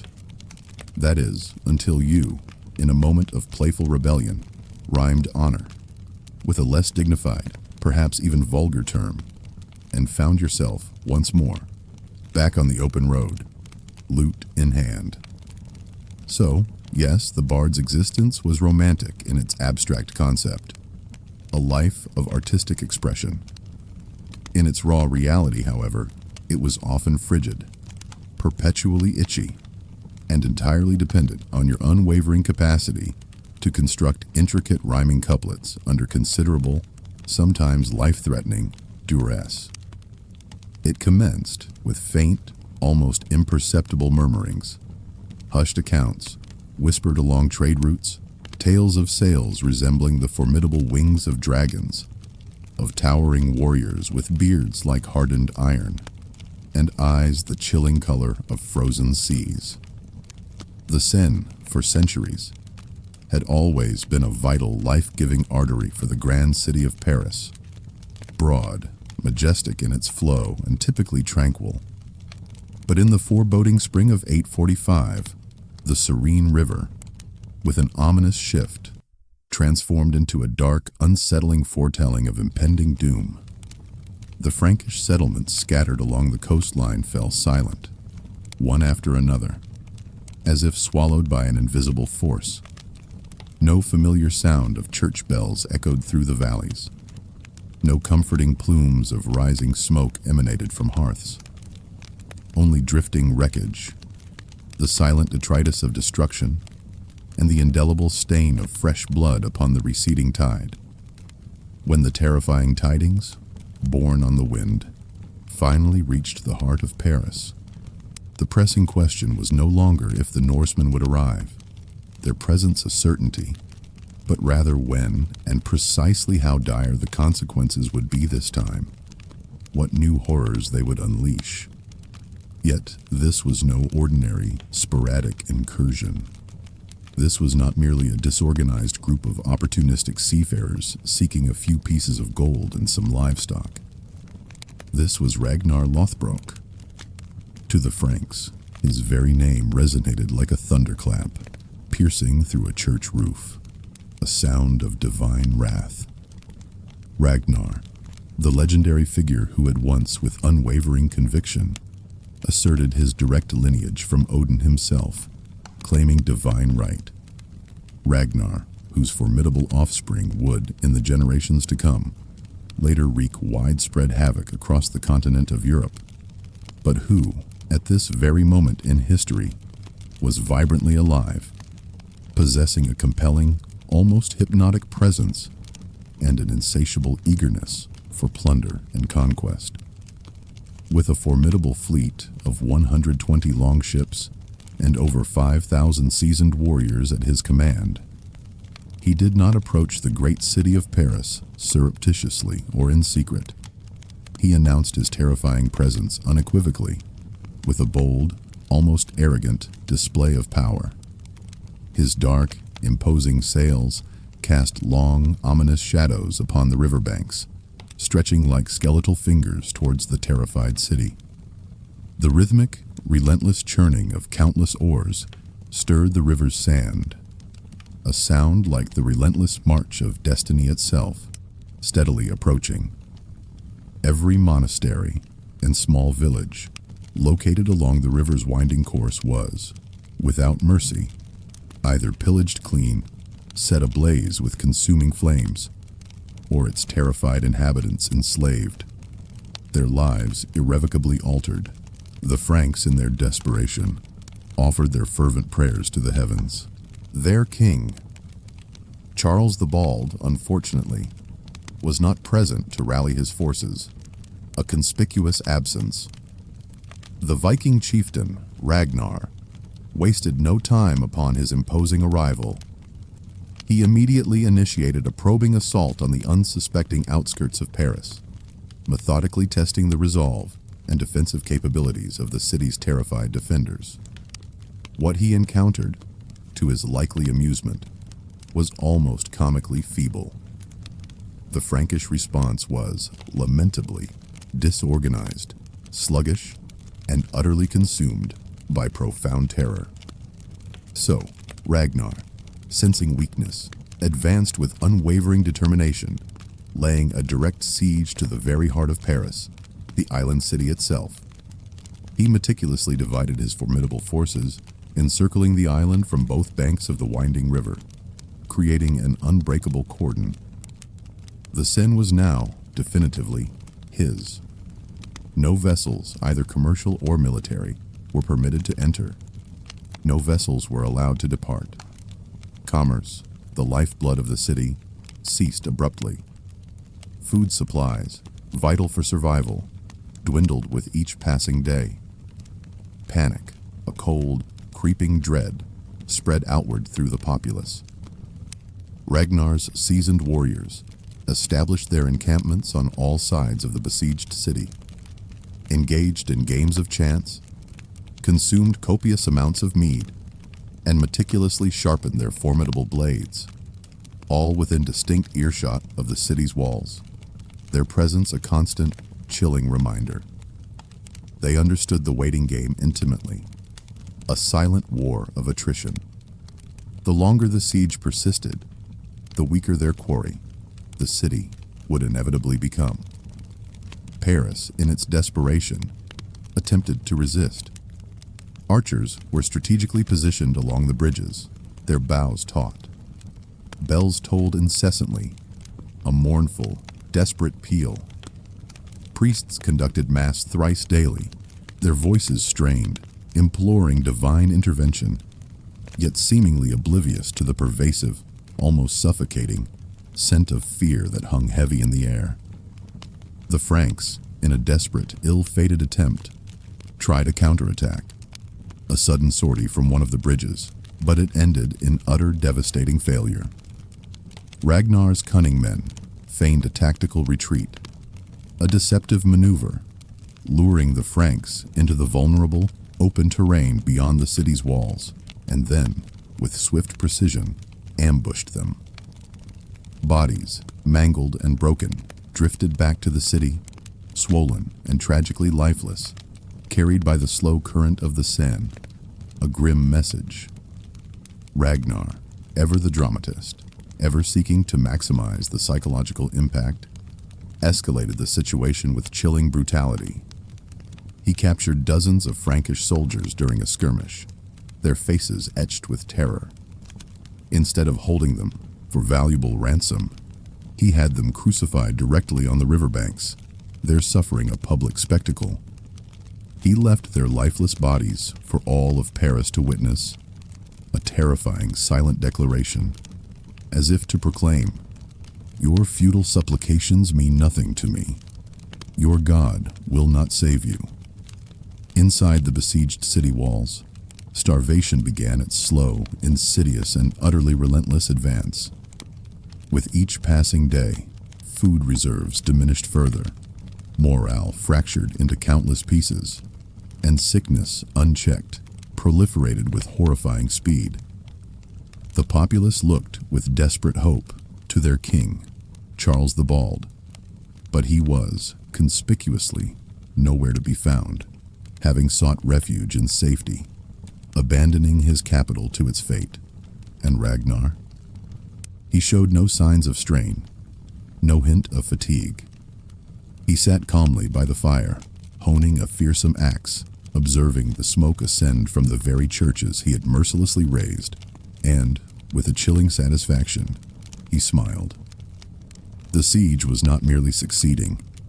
It was, in his estimation, evolving into a chilling masterwork of psychological warfare and strategic conquest.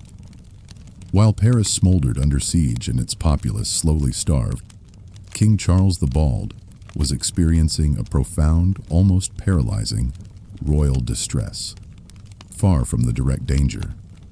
From the relative security of his distant court, he paced, he prayed, and he slowly, inevitably, succumbed to a profound panic. This catastrophic event was simply not meant to occur, not under his reign, not on his watch.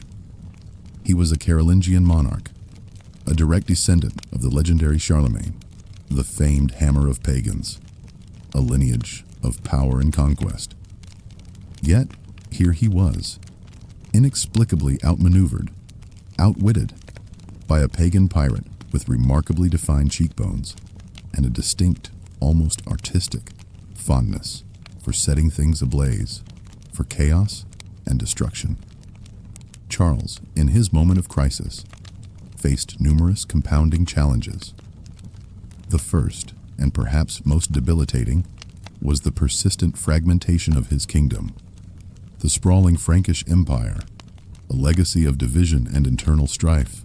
In the complex tapestry of the Middle Ages, embarking on a pilgrimage meant, quite literally, placing one foot steadfastly in front of the other, and walking for hundreds, sometimes even thousands, of miles to reach a sacred, often distant, destination. These arduous journeys were known universally as pilgrimages, and they were, in their essence, simultaneously profoundly spiritual undertakings and astonishingly physically demanding ordeals. Imagine, for a moment, a barefoot farmer plodding relentlessly through the chilling rain, through the unforgiving snow, and occasionally, with an air of quiet resignation, through various forms of animal droppings, all for the singular, fervent purpose of finally standing before a saint's venerated fingerbone, carefully encased within a gilded reliquary, shimmering with holy light. The underlying motivation, the silent driving force behind these immense efforts, was the profound promise of eternal salvation, or at the very least, a tangible measure of divine favor and grace bestowed upon the pilgrim. The powerful church actively encouraged pilgrimages as a direct means to gain indulgences, a reduction in the temporal punishment for sins. Committed a transgression, a minor sin. Undertake a long, penitential journey to Santiago de Compostela. Misled a cleric, perhaps with a subtle falsehood. Perhaps try a pilgrimage to Canterbury, seeking forgiveness. Committed a graver, more heinous offense against God and man. Well, you might, with a sense of immense burden, consider commencing a walk, a truly epic journey, to Jerusalem, and resolving not to pause, not to rest, until you reached its hallowed gates. However, the impetus for pilgrimage was not always solely driven by the heavy weight of guilt or the desire for absolution. A pilgrimage could also signify an act of profound gratitude, a heartfelt plea for miraculous healing from an illness, or simply serve as a socially acceptable and widely understood reason to depart, temporarily, from the mundane routines of one's village, without being immediately labeled a heretic or a vagrant. For women, in a world of limited freedoms, it represented one of the rare, invaluable opportunities for travel and independent movement with a degree of social approval and safety. For knights, in their pursuit of both glory and piety, it was a sanctioned detour from the brutal realities of combat to demonstrably showcase their profound devotion. And for many, the vast majority of ordinary folk, it was, quite simply, the only form of leisure travel, the only true adventure they would ever experience in their entire lives, a once-in-a-lifetime journey. The impetus for a pilgrimage manifested in various, often subtle ways.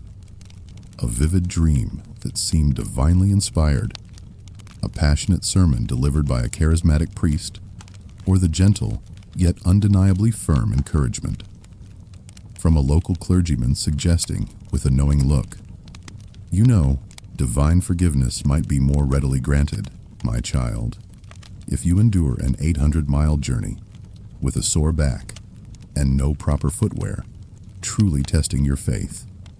It was not uncommon in an era of communal responsibility for families to dispatch a single, dedicated representative pilgrim, a kind of spiritual delegation whose arduous journey, reputedly, could secure blessings and favor for the entire lineage, a collective act of piety. Fortunate them, indeed. Once committed to the sacred endeavor, pilgrims received a formal blessing from their local priest or bishop, and solemnly adopted the characteristic, universally recognized symbols of their long journey: a sturdy staff for support and defense, a practical satchel for their meager belongings, and a distinctive emblem, often shaped like a scallop shell or a cross, proudly displayed. These symbols serve to identify them as devout, legitimate wanderers, not mere vagrants or shiftless beggars, a crucial distinction when seeking shelter in barns along the route and soliciting food from wary villagers. But make no mistake, a pilgrimage, in its raw reality, was far from a leisurely stroll through the pleasant countryside, a mere jaunt. It was, instead, a journey deeply laced with profound physical exhaustion, pervasive, almost suffocating, uncertainty regarding the next day's provisions, and a faint, persistent, almost desperate hope that, at the journey's conclusion, something truly divine and miraculous awaited them, a tangible reward for their suffering. That is, of course, assuming the road itself, with its myriad perils, did not claim you first, ending your spiritual quest prematurely. Before embarking upon the dusty, unpredictable pathway, the medieval pilgrim faced a perplexing and often agonizing challenge. What precisely does one carry when preparing to traverse 1,000 miles on foot, without the convenience of modern delivery services, without the protection of waterproof boots, or the luxury of readily available snack provisions at every turn? The initial answer was, in principle, to carry as little as humanly possible, to minimize the burden. Yet often, even with the most rigorous selection, it was still far, far too much. Pilgrims compressed their entire, meager existence, their worldly possessions, into a simple satchel roughly the size of a contemporary purse, its contents carefully considered. Weight, in this context, was the relentless adversary, the invisible burden. Every additional tunic, however thin, translated to another ounce of unwelcome weight, to transport across formidable mountains, through treacherous marshlands, and along bandit-infested woodlands, each step heavier than the last. And so, with a pragmatic minimalism, they carried only the absolute necessities, the bare essentials for survival. A single spare linen shift, perhaps, if one was fortunate enough to possess such a luxury. A small, carefully rationed quantity of dried food to ward off hunger, a sturdy flask or water skin for precious hydration, and perhaps, just perhaps, a modest religious token, a small crucifix or a saint's medal, to serve as a quiet, constant reminder that their suffering, their self-imposed hardship, was entirely voluntary and for a higher spiritual purpose. Then came the staff. This was no mere fashionable hiking accessory, no lightweight trekking pole. It was, in its essence, a versatile, almost miraculous implement, a constant companion. You utilized it for the fundamental act of walking, providing support and rhythm, for self-defense against wild, aggressive canines, or unruly, ill-intentioned individuals encountered on the road, for judiciously probing the depth of treacherous muddy puddles before stepping into them, and on occasion, with a gentle nudge, to rouse slumbering fellow pilgrims, in communal sleeping places of worship, ensuring they did not oversleep. Your headwear, a crucial piece of attire, needed to possess a wide, protective brim for reliable defense against both the relentless sun and the chilling rain. And ideally, it should exude a certain pilgrim chic aesthetic, a subtle style. Extra credit, a mark of true dedication, was awarded if it featured a scallop shell, meticulously affixed to it, the universally recognized and revered symbol of the pilgrimage to Santiago de Compostela. This humble shell, surprisingly, held immense power. It could subtly grant you access to monastic hospitality, ensuring a warm bed, to communal soup kitchens, providing sustenance, and even complimentary hay for sleeping in the rudimentary comfort of barns. Consider it, in its medieval context, your essential travel document, except it never expired, and everyone, instinctively, was well aware that you were likely without significant funds, your piety being your true currency. Footwear, for the medieval pilgrim, presented yet another distinct and constant source of profound discomfort and persistent pain. Most pilgrims wore simple, often inadequate, sandals or low-cut leather shoes, offering scarcely more protection to their feet than walking barefoot on the rough terrain. Blisters were not a mere possibility. They were an absolute, undeniable certainty, a constant companion on the journey. Many, in a desperate attempt to alleviate the pain, chose to wrap their feet in coarse linen, offering silent, fervent prayers that their feet wouldn't completely decay or succumb to infection before reaching the next holy site. Regarding provisions for the journey, one packed minimally, almost reluctantly. Instead, primary reliance was placed upon the unpredictable goodwill of strangers encountered on the road. the occasional charity of monasteries, or the shared meager provisions of fellow travelers. And goodwill might simply translate to a bowl of lukewarm onion broth, accompanied by a piece of dry, hard bread, a subsistence meal. If one was too proud to solicit, to ask for assistance, then congratulations. You were also, by grim necessity, too proud to eat, hunger becoming a silent penance. Perhaps the most crucial item carried by the pilgrim was not even tangible, a letter of pilgrimage. This vital document, formally issued by the Church, served as undeniable proof that you were not merely a wandering vagrant, a shiftless wanderer.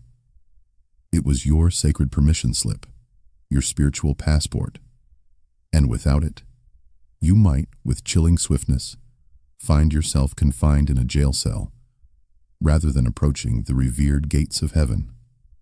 So, with aching feet, an overstuffed, heavy bag, and a whispered, fervent prayer on their lips, the pilgrim, with a deep sense of purpose, set forth on their arduous journey. Because when preparing for the grand journey to the afterlife, there is truly no such concept as traveling lightly. The spiritual weight is immense. Once you departed from the familiar comfort of your small village, or whatever passed for solace and security in the often harsh landscape of medieval Europe, you stepped, with a sense of both trepidation and anticipation, into the vast, unpredictable, and often perilous theater of the open road. And the road, it must be said, was utterly, brutally indifferent to your fervent prayers or your noble intentions. Let us begin with the terrain itself. Medieval roads were not thoroughfares in the contemporary sense, no paved, smooth highways. They were, at best, glorified, uneven footpaths, and at worst, treacherous, viscous, muddy traps, depending entirely on the prevailing, unpredictable weather conditions. Rain, with its relentless downpour, transformed everything into a thick, clinging mire, sucking at your feet. Snow, pristine and beautiful, concealed predatory wolves, their hunger sharpened by the cold, and the relentless summer heat would both scorch your exposed skin and attract every biting, stinging insect imaginable between the distant shores of Normandy and the sacred city of Jerusalem, their presence a constant torment. Bandits, lurking in the shadows, represented a constant, ever-present threat. Pilgrims were, by their very nature, easy targets, often unarmed, frequently poorly nourished and weakened by their journey, and typically carrying small sums of coin or precious religious trinkets that held marketable value, making them mobile treasuries. A solitary pilgrim was, in essence, a mobile collection box with weary legs, an irresistible target. Even traveling in larger groups, a common strategy for safety, did not always guarantee absolute security. Some cunning thieves would disguise themselves as fellow pilgrims, their deceptive attire allowing them to blend seamlessly into the pious groups. There's truly nothing quite like the profound sting of betrayal and disillusionment when you find yourself robbed by someone wearing the very same sacred scallop shell as you, a symbol of shared faith. Then there were the wild creatures of the forest, wolves, their howls echoing ominously, formidable bears, their presence a terrifying threat, wild boars, aggressive and unpredictable, all poised with silent hunger to remind you that being consumed alive could, in its own grim way, also be considered a form of spiritual penance, a final, unexpected trial. Dogs, feral and mangy, roamed freely and were less man's best friend, and more territorial snarling beasts, their barks a warning. One wrong turn through a dense forest, one slight deviation from the path, and you were not simply off course, momentarily lost. You were, with a chilling certainty, on the menu. your journey ending abruptly. Yet, even more perilous than the threat of bandits or the danger of wild animals was the pervasive allure of temptation, the insidious draw of worldly pleasures. Pilgrimage routes were, perhaps surprisingly, frequently lined with noisy taverns, discreet brothels, and bustling gambling establishments, particularly in the vicinity of larger, more prosperous towns. Some pilgrims, succumbing to these earthly delights, never progressed beyond the first city, their solemn vow of piety dissolving into a hazy blur of cheap wine, frantic dice rolls, and profound, lingering regret, their spiritual quest abandoned. The Church, naturally, expressed its strong disapproval of such moral lapses, but the proprietors of these establishments, with a pragmatic cynicism, welcomed your spiritual downfall with open arms, a hearty laugh, and the promise of cheap ale, their coffers enriched by your weakness.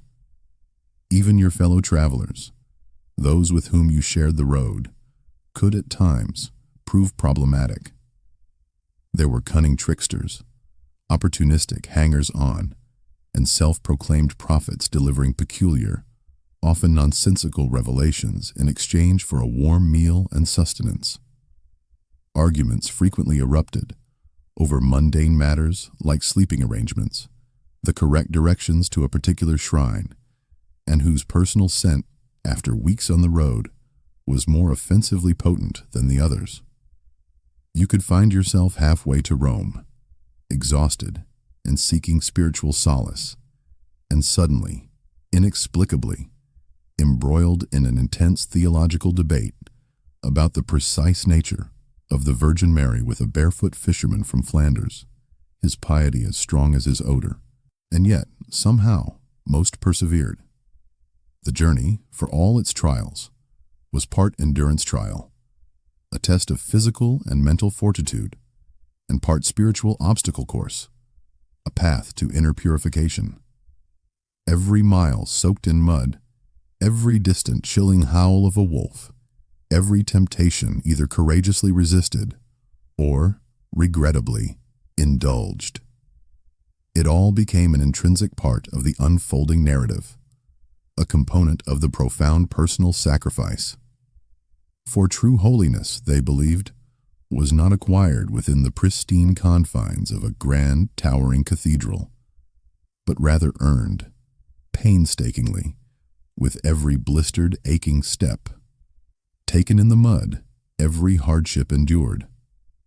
After what felt like interminable weeks, or even grueling months of limping through clinging muck, battling pervasive hunger, and confronting the often uncomfortable realities of their own personal shortcomings, the weary pilgrim finally, almost miraculously, glimpsed it. Rising majestically above the distant hazy hills, a towering spire, a shimmering dome, or the subtle glint of a revered golden reliquary, the holy destination, the sacred place where marvels supposedly occurred, where divine intervention was possible. And it was, almost invariably, smaller, perhaps, than one had envisioned in their fervent dreams, a testament to the power of imagination. Whether it was the hallowed shrine of St. Thomas Becket in Canterbury, the revered bones of St. James in Santiago de Compostela, or a suspiciously well-preserved, seemingly incorruptible toe of St. Margaret, somewhere in the quiet countryside of France. The specific destination varied, but the underlying atmosphere, the palpable sense of reverence and anticipation, remained strikingly consistent, a profound sense of sacred awe. These sites were, in effect, the medieval equivalent of a popular amusement park, but instead of exhilarating rides that spun you around, you encountered sacred artifacts that stirred the soul, candlelit processions that moved with solemn beauty, and the occasional, unscripted, impromptu exorcism, a dramatic display of faith. The relics themselves, the tangible remnants of saints, were the primary, undeniable draw. the magnetic force that pulled pilgrims across vast distances. But, to be honest, medieval Europe suffered a bit from an excess, an almost overwhelming proliferation of relics. There were enough fragments of the true cross, scattered across various churches, to meticulously construct a small forest. Everyone, it seemed, asserted proud possession of the authentic skull of John the Baptist. Sometimes, inexplicably, 3 such skulls existed in the very same city, each claiming authenticity. Yet precise authenticity was not truly the central point. The critical factor, belief, unquestioning faith, was. Pilgrims would, with profound devotion, crawl on their knees to approach the sacred relic, their bodies humbled by the journey. Some would weep openly, tears streaming down their faces. Others would faint from overwhelming emotion. Many simply touched the shrine, their fingers brushing against its hallowed surface, and whispered a desperate, heartfelt plea: "Heal my blindness. Forgive my grievous transgressions. Mend my aching back." A physical manifestation of their spiritual needs. The conviction, deeply ingrained, was that saints, even posthumously, even in their death, possessed extraordinary, miraculous powers, and their hallowed remains could still grant miracles, much like medieval automated dispensers of grace, providing instant spiritual relief. And where miracles were believed to exist, where faith was so profound, so too was the undeniable allure of financial opportunity. Towns that grew up around these venerated shrines prospered immensely, their economies flourishing. Inns, taverns, bustling vendors of religious trinkets, and even monks offering suspiciously costly special blessings, all thrived on the steady influx of the devout. You could acquire candles for prayers, vials of holy water for purification, protective amulets for good fortune, and even small vials purportedly filled with the actual perspiration of saints, a tangible piece of their holiness. For the appropriate price, your weary soul could, theoretically, gain an expedited route to absolution, a quicker path to heaven. The Church, in its wisdom, largely encouraged this intricate system.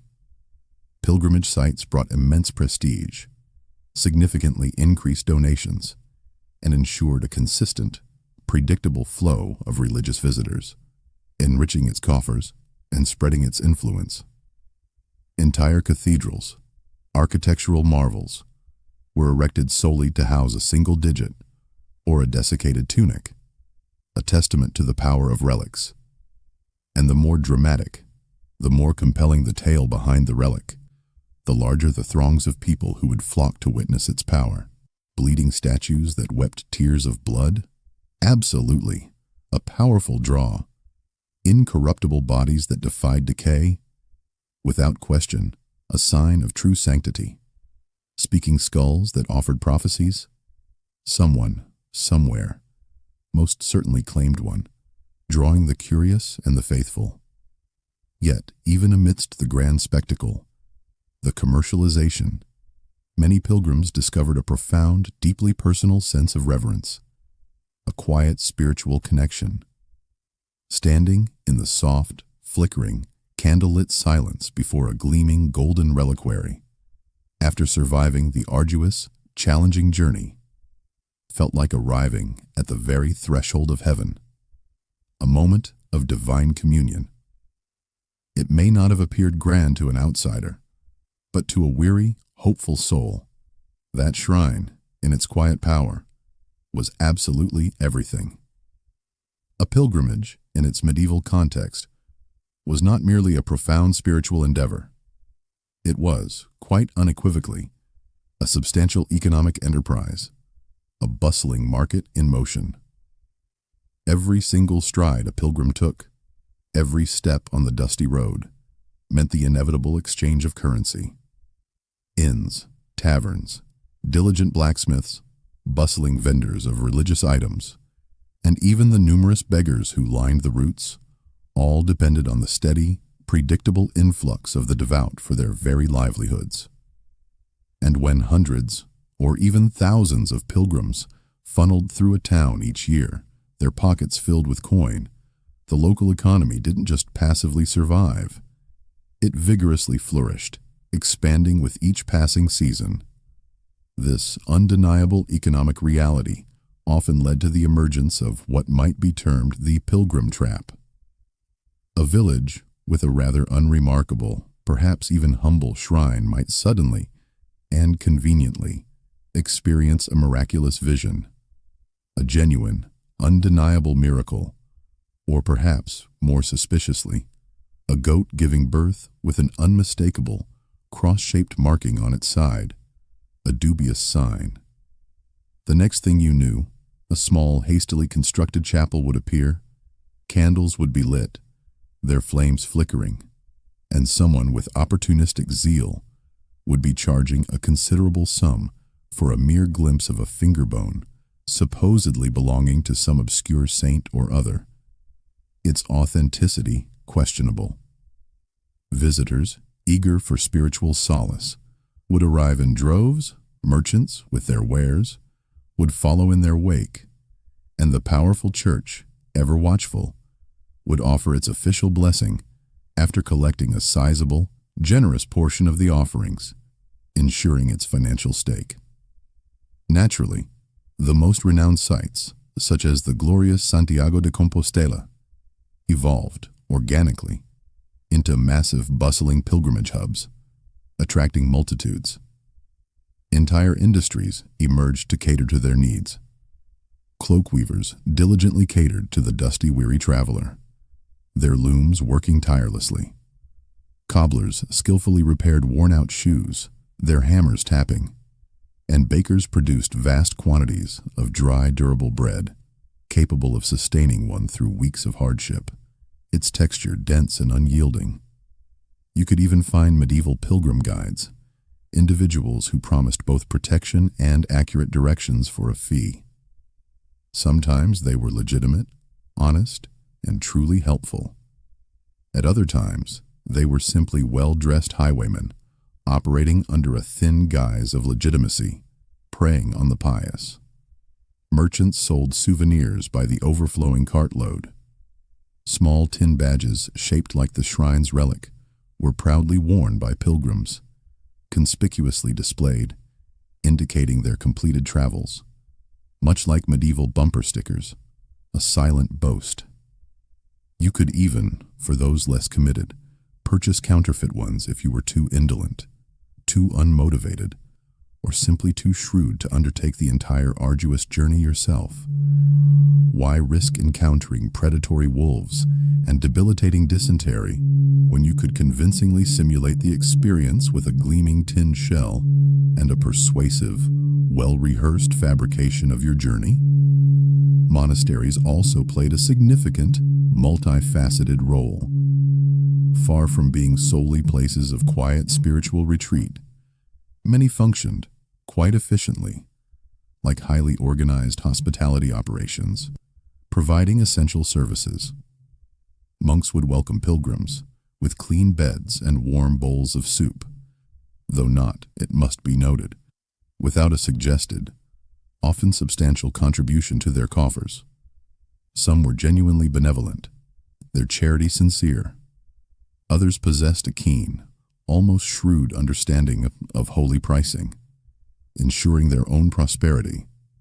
And then, inevitably, there were the deceivers, forged relics, meticulously crafted to appear authentic, fabricated miracles, concocted to inspire awe and generosity, imposter monks, dressed in borrowed habits, and self-proclaimed holy individuals who offered divine healing in exchange for all your earthly possessions, leaving you destitute. Pilgrims, in their devout eagerness, had to navigate a delicate, precarious balance between profound, unwavering faith and outright gullibility, their spiritual desires making them vulnerable. Still, most willingly participated in the system, accepting its inherent flaws. They comprehended the underlying mechanism, They were, in their own way, an active part of it.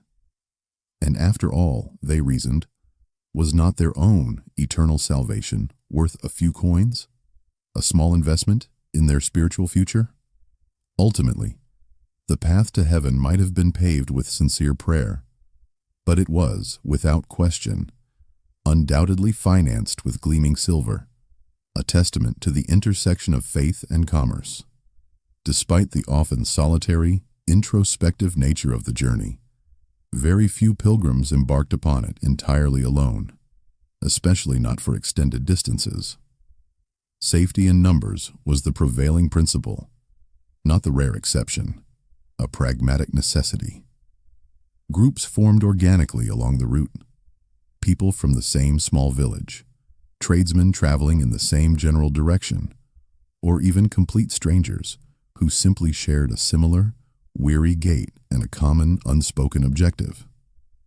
Much like a medieval traveler's lodge, these associations were often chaotic, undeniably boisterous, and surprisingly, intimately personal. And they were, without exception, never dull, offering constant human drama. Group dynamics spanned the full spectrum from profound, heartwarming camaraderie to outright petty disorder. One day, you might be quietly sharing a piece of stale bread beneath the protective canopy of a venerable tree. The very next, you could find yourself engaged in a heated, passionate dispute with someone for inadvertently appropriating your precious turnip, the source of vital sustenance.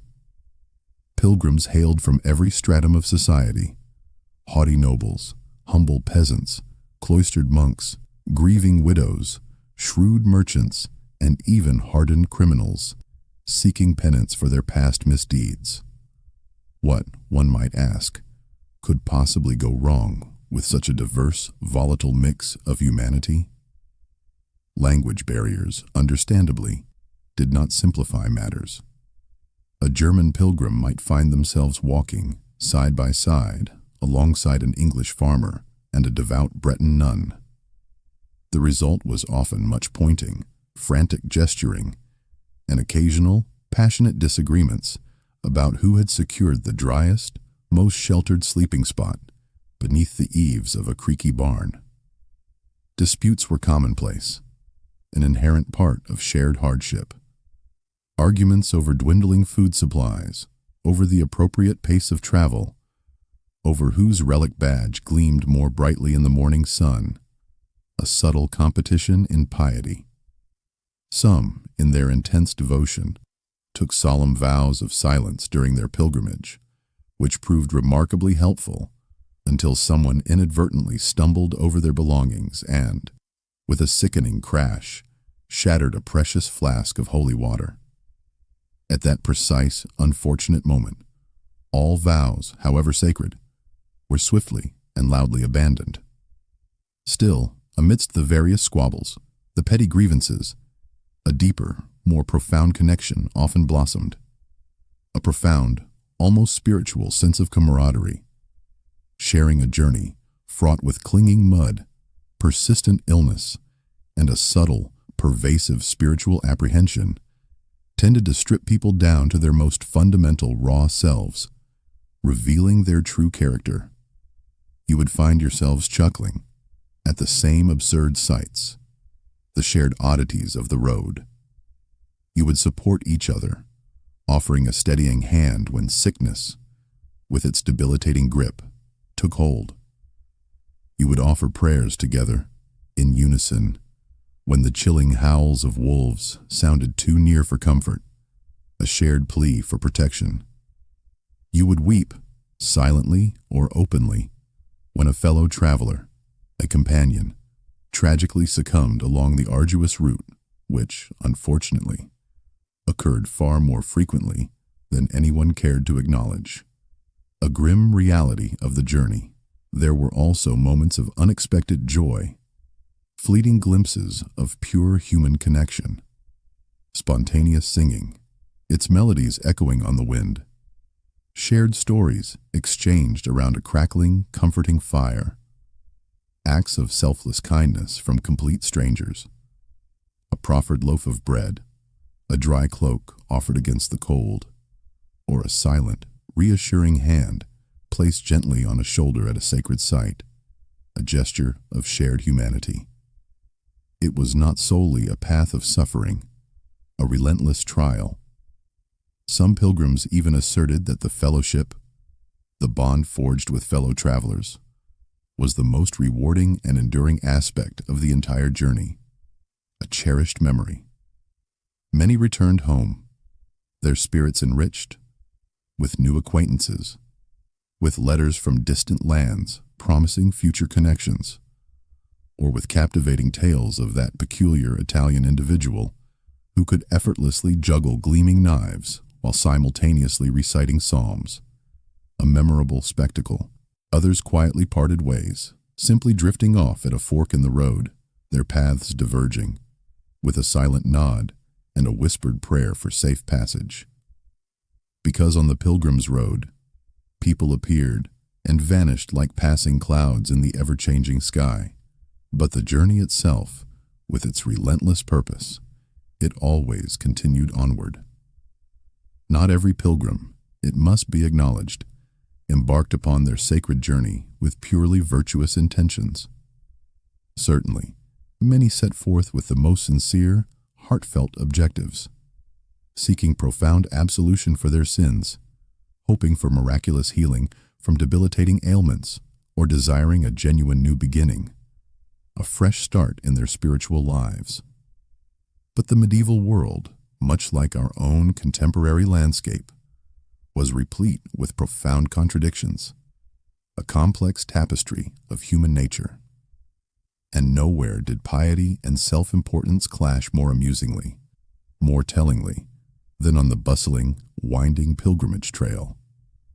Some pilgrims were, lamentably, more preoccupied with how they were perceived by others, with their external image, than with the deep, underlying spiritual purpose of their arduous journey.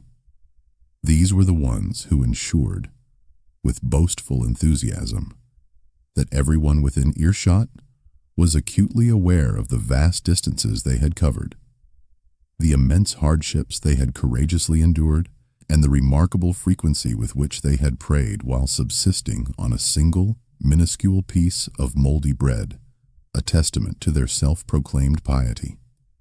Humility, for these individuals, was entirely optional, a mere suggestion. Dramatic storytelling, however, was absolutely mandatory, an essential part of their performance. Then came the intriguing category of fashion pilgrims. Yes, truly. Wealthy nobles, seeking a unique experience, often adopted the outward guise of a humble, ordinary traveler, yet were conspicuously adorned in costly, exquisitely tailored cloaks, carried intricately engraved staffs that bespoke their status, and possessed embroidered satchels that hinted at their hidden wealth. They would, without hesitation, employ numerous servants to transport their cumbersome luggage, ensuring their comfort, and sometimes even rode magnificent horses for the majority of the route, avoiding the hardship of walking.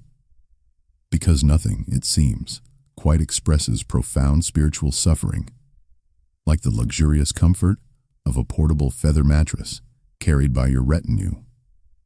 And while most pilgrims, driven by true faith, physically traversed every arduous, painful mile, others, less committed or more pragmatic, discovered various shortcuts, both literal and spiritual.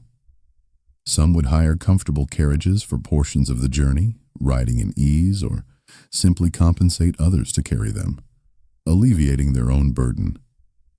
A few, the most cunning, simply acquired pilgrimage badges at the bustling market, gleaming symbols of journeys never undertaken, and completely bypassed the entire demanding expedition.